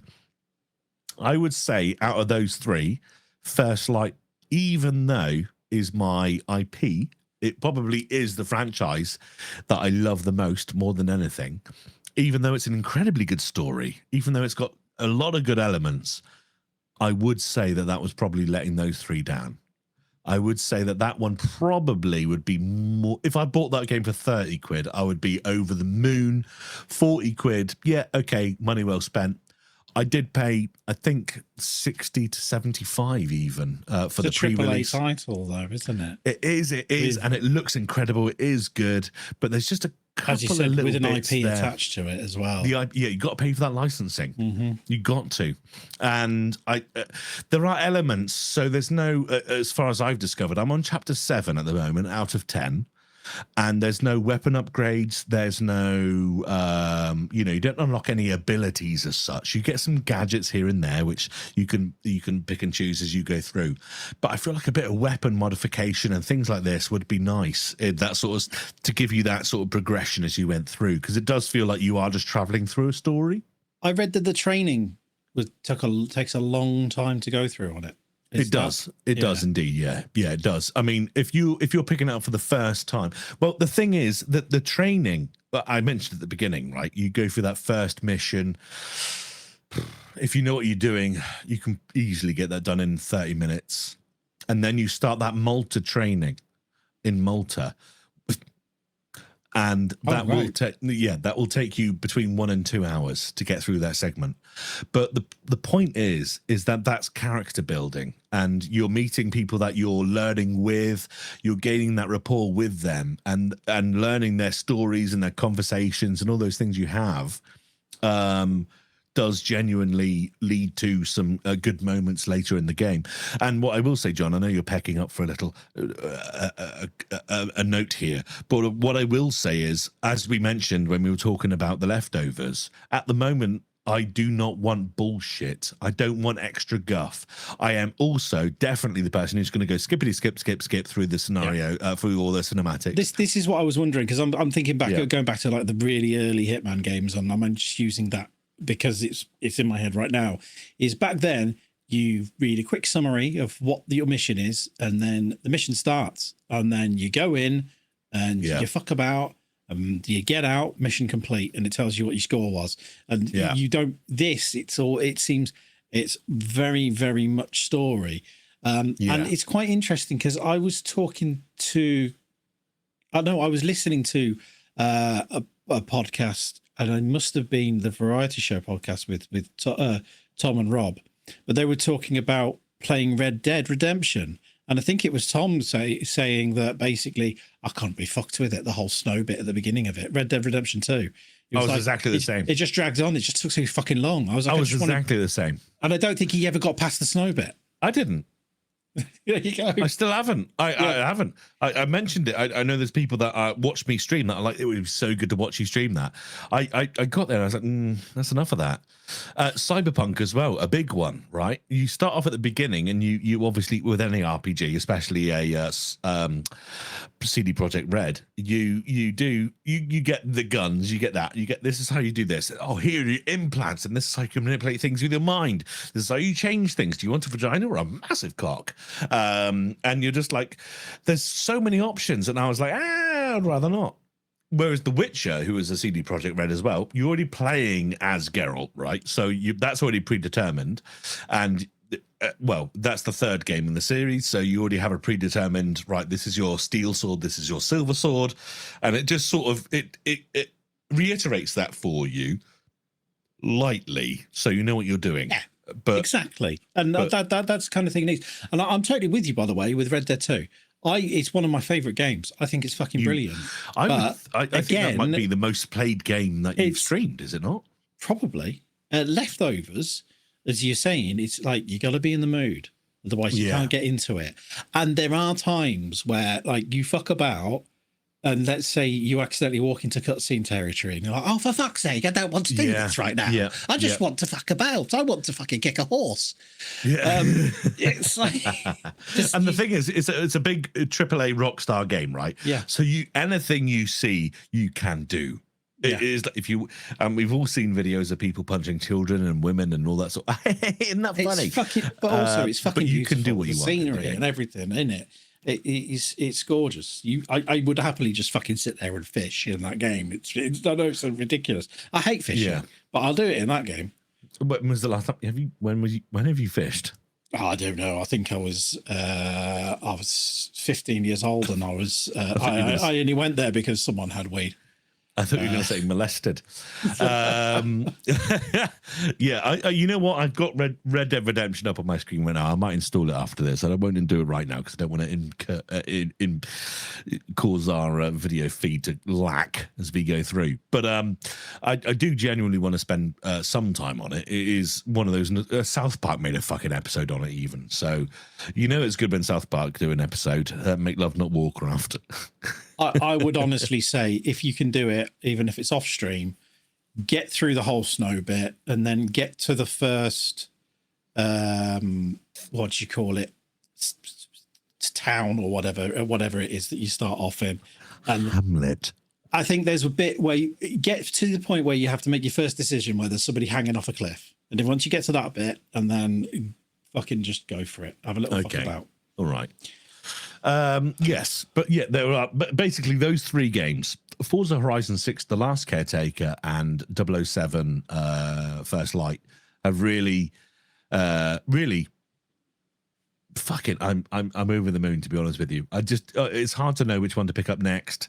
I'm in a situation now where I'm streaming, I'm doing the podcast with you, I'm trying to have be friends with people and whatever, and it's like I kind of just want to do that. You feel yourself just like wanting to jump back in, and it really is same genuine. with this environment, like moving up here.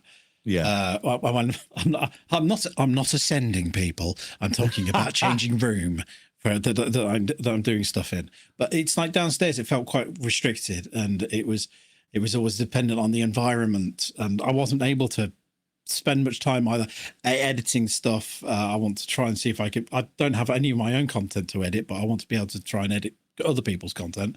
And also like playing games and things. I want a more comfortable environment to just chill out and play games. Yeah, for sure. Yeah. And you're in, as well, like some people might, you're in a conservatory downstairs before, arguably as far away from your master bedroom as you could be, because of course when you do live with someone else, that is a genuine concern. You're there screaming, shouting, sitting on a train going burp, burp, and all this sort of stuff. And it's like, okay, well, it is 2 a.m. and the other Flora in this circumstance is trying to sleep. The difference, my concern was down there was because it's all glass, and believe it or not, she can hear it clearer when I'm in the conservatory than when I'm in here. What? Because does she have the window open? Yeah, the window's open. Oh, okay. Right. And you can just fucking hear everything, but also that means neighbours can as well. Yeah, okay. I don't have to worry about who's behind this wall because he's dead. Yeah, rest in peace. Chevy Capri soda. That's not Brian, by the way. That's someone else. No, a different cunt. Yeah. So what wall are you? You're backed onto. Are you looking at the door as we speak? The door is just here. So you're sat at the foot of the bed that I stayed in. I am literally in the middle of the bed. If you were lying down right now, you look down, you would be looking at my crotch. Sorry, when I say not when Tommy last was lying in the bed, but when I last stayed in the bed, when your fucking shit cat shat in my suitcase. The head, because my head was against one wall, and my feet were against the other. You see this here? Yeah, that's the TV bracket, is it? That's the TV bracket. So the TV was at the end of the bed. So okay. And this is the window that was being. Why didn't you take that off the wall before you painted it? Now, this is the important bit. That trunking is adhesive. Yeah. And it will not fucking come off. Will it take the plaster with it? Yeah.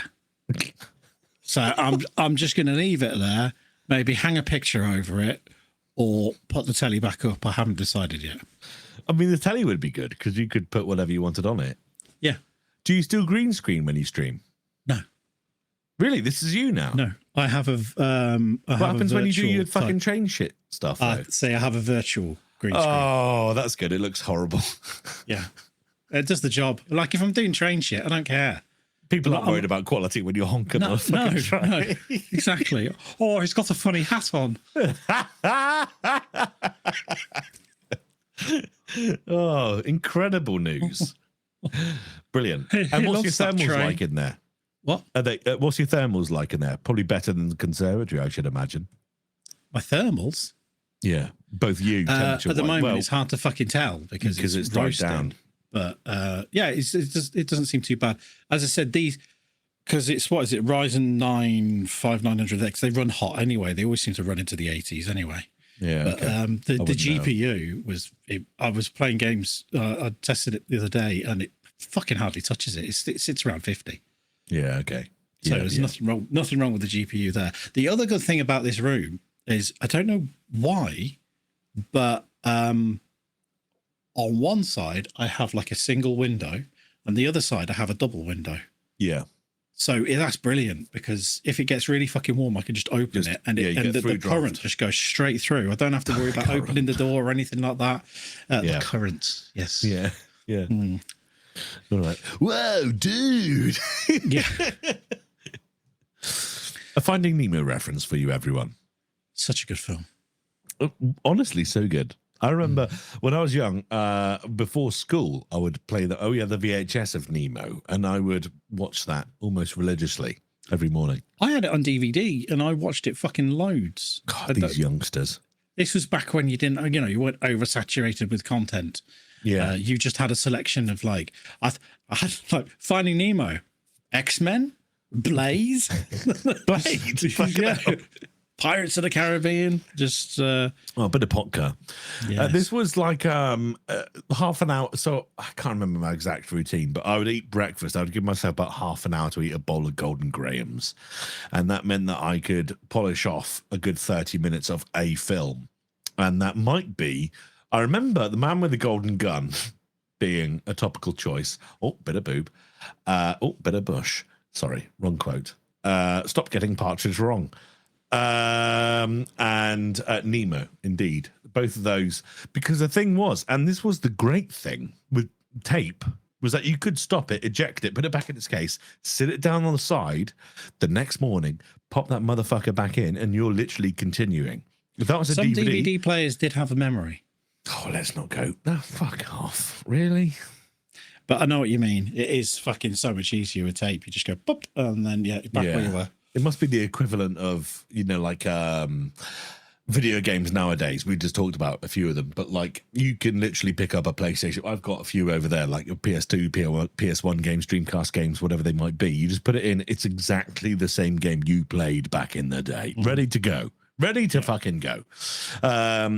Yeah. However, Pokemon Yellow does not go because my cartridge recently lost its battery charge, and I lost all my save files on the Pokemon Yellow on the Game Boy Color. Fuck off!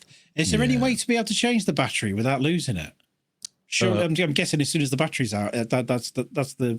Once the battery's gone, it's gone. Yeah. But I believe there are people out there that can run a secondary power supply to it whilst they change the battery. Yeah.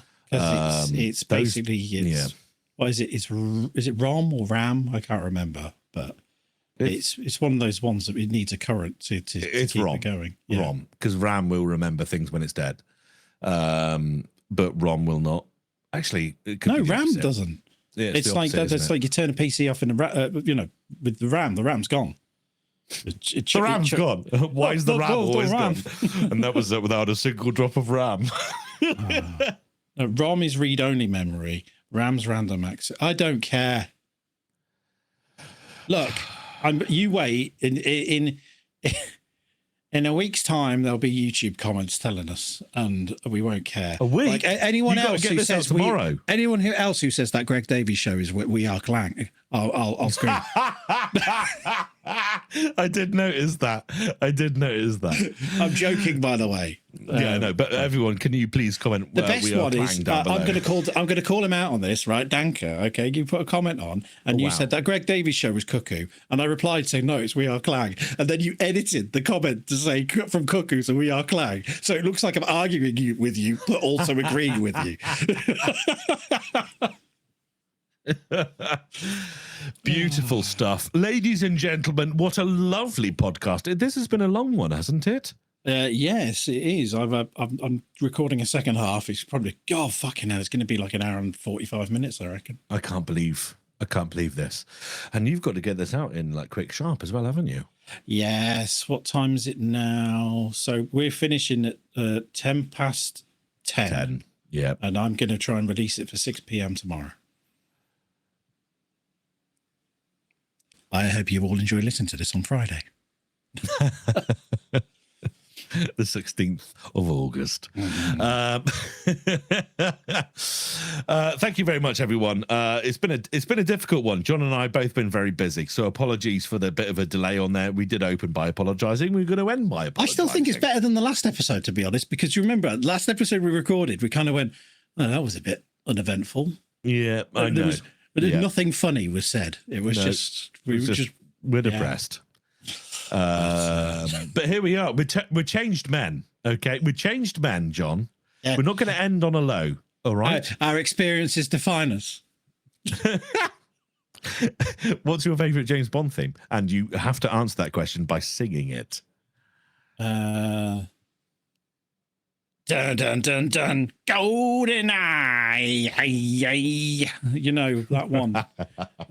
Charlotte Bassey. Yeah.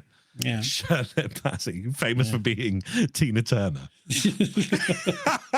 That's the one. Yeah. Yeah.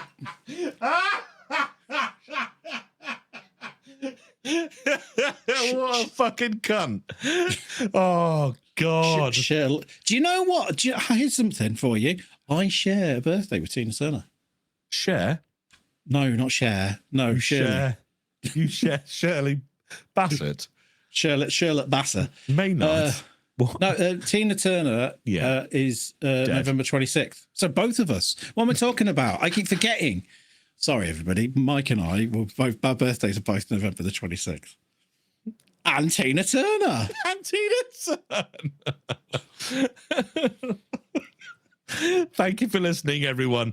We'll catch you next week, which feels like it's in about half an hour. We've got to try and come up with enough content for next week's podcast. I'll go to B&M, get some crackly chocolate.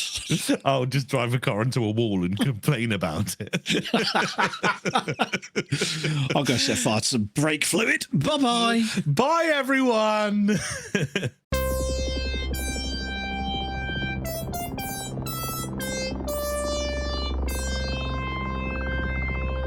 This was a Studio Channel 84 network show. To find more, head over to channel84.co.uk now.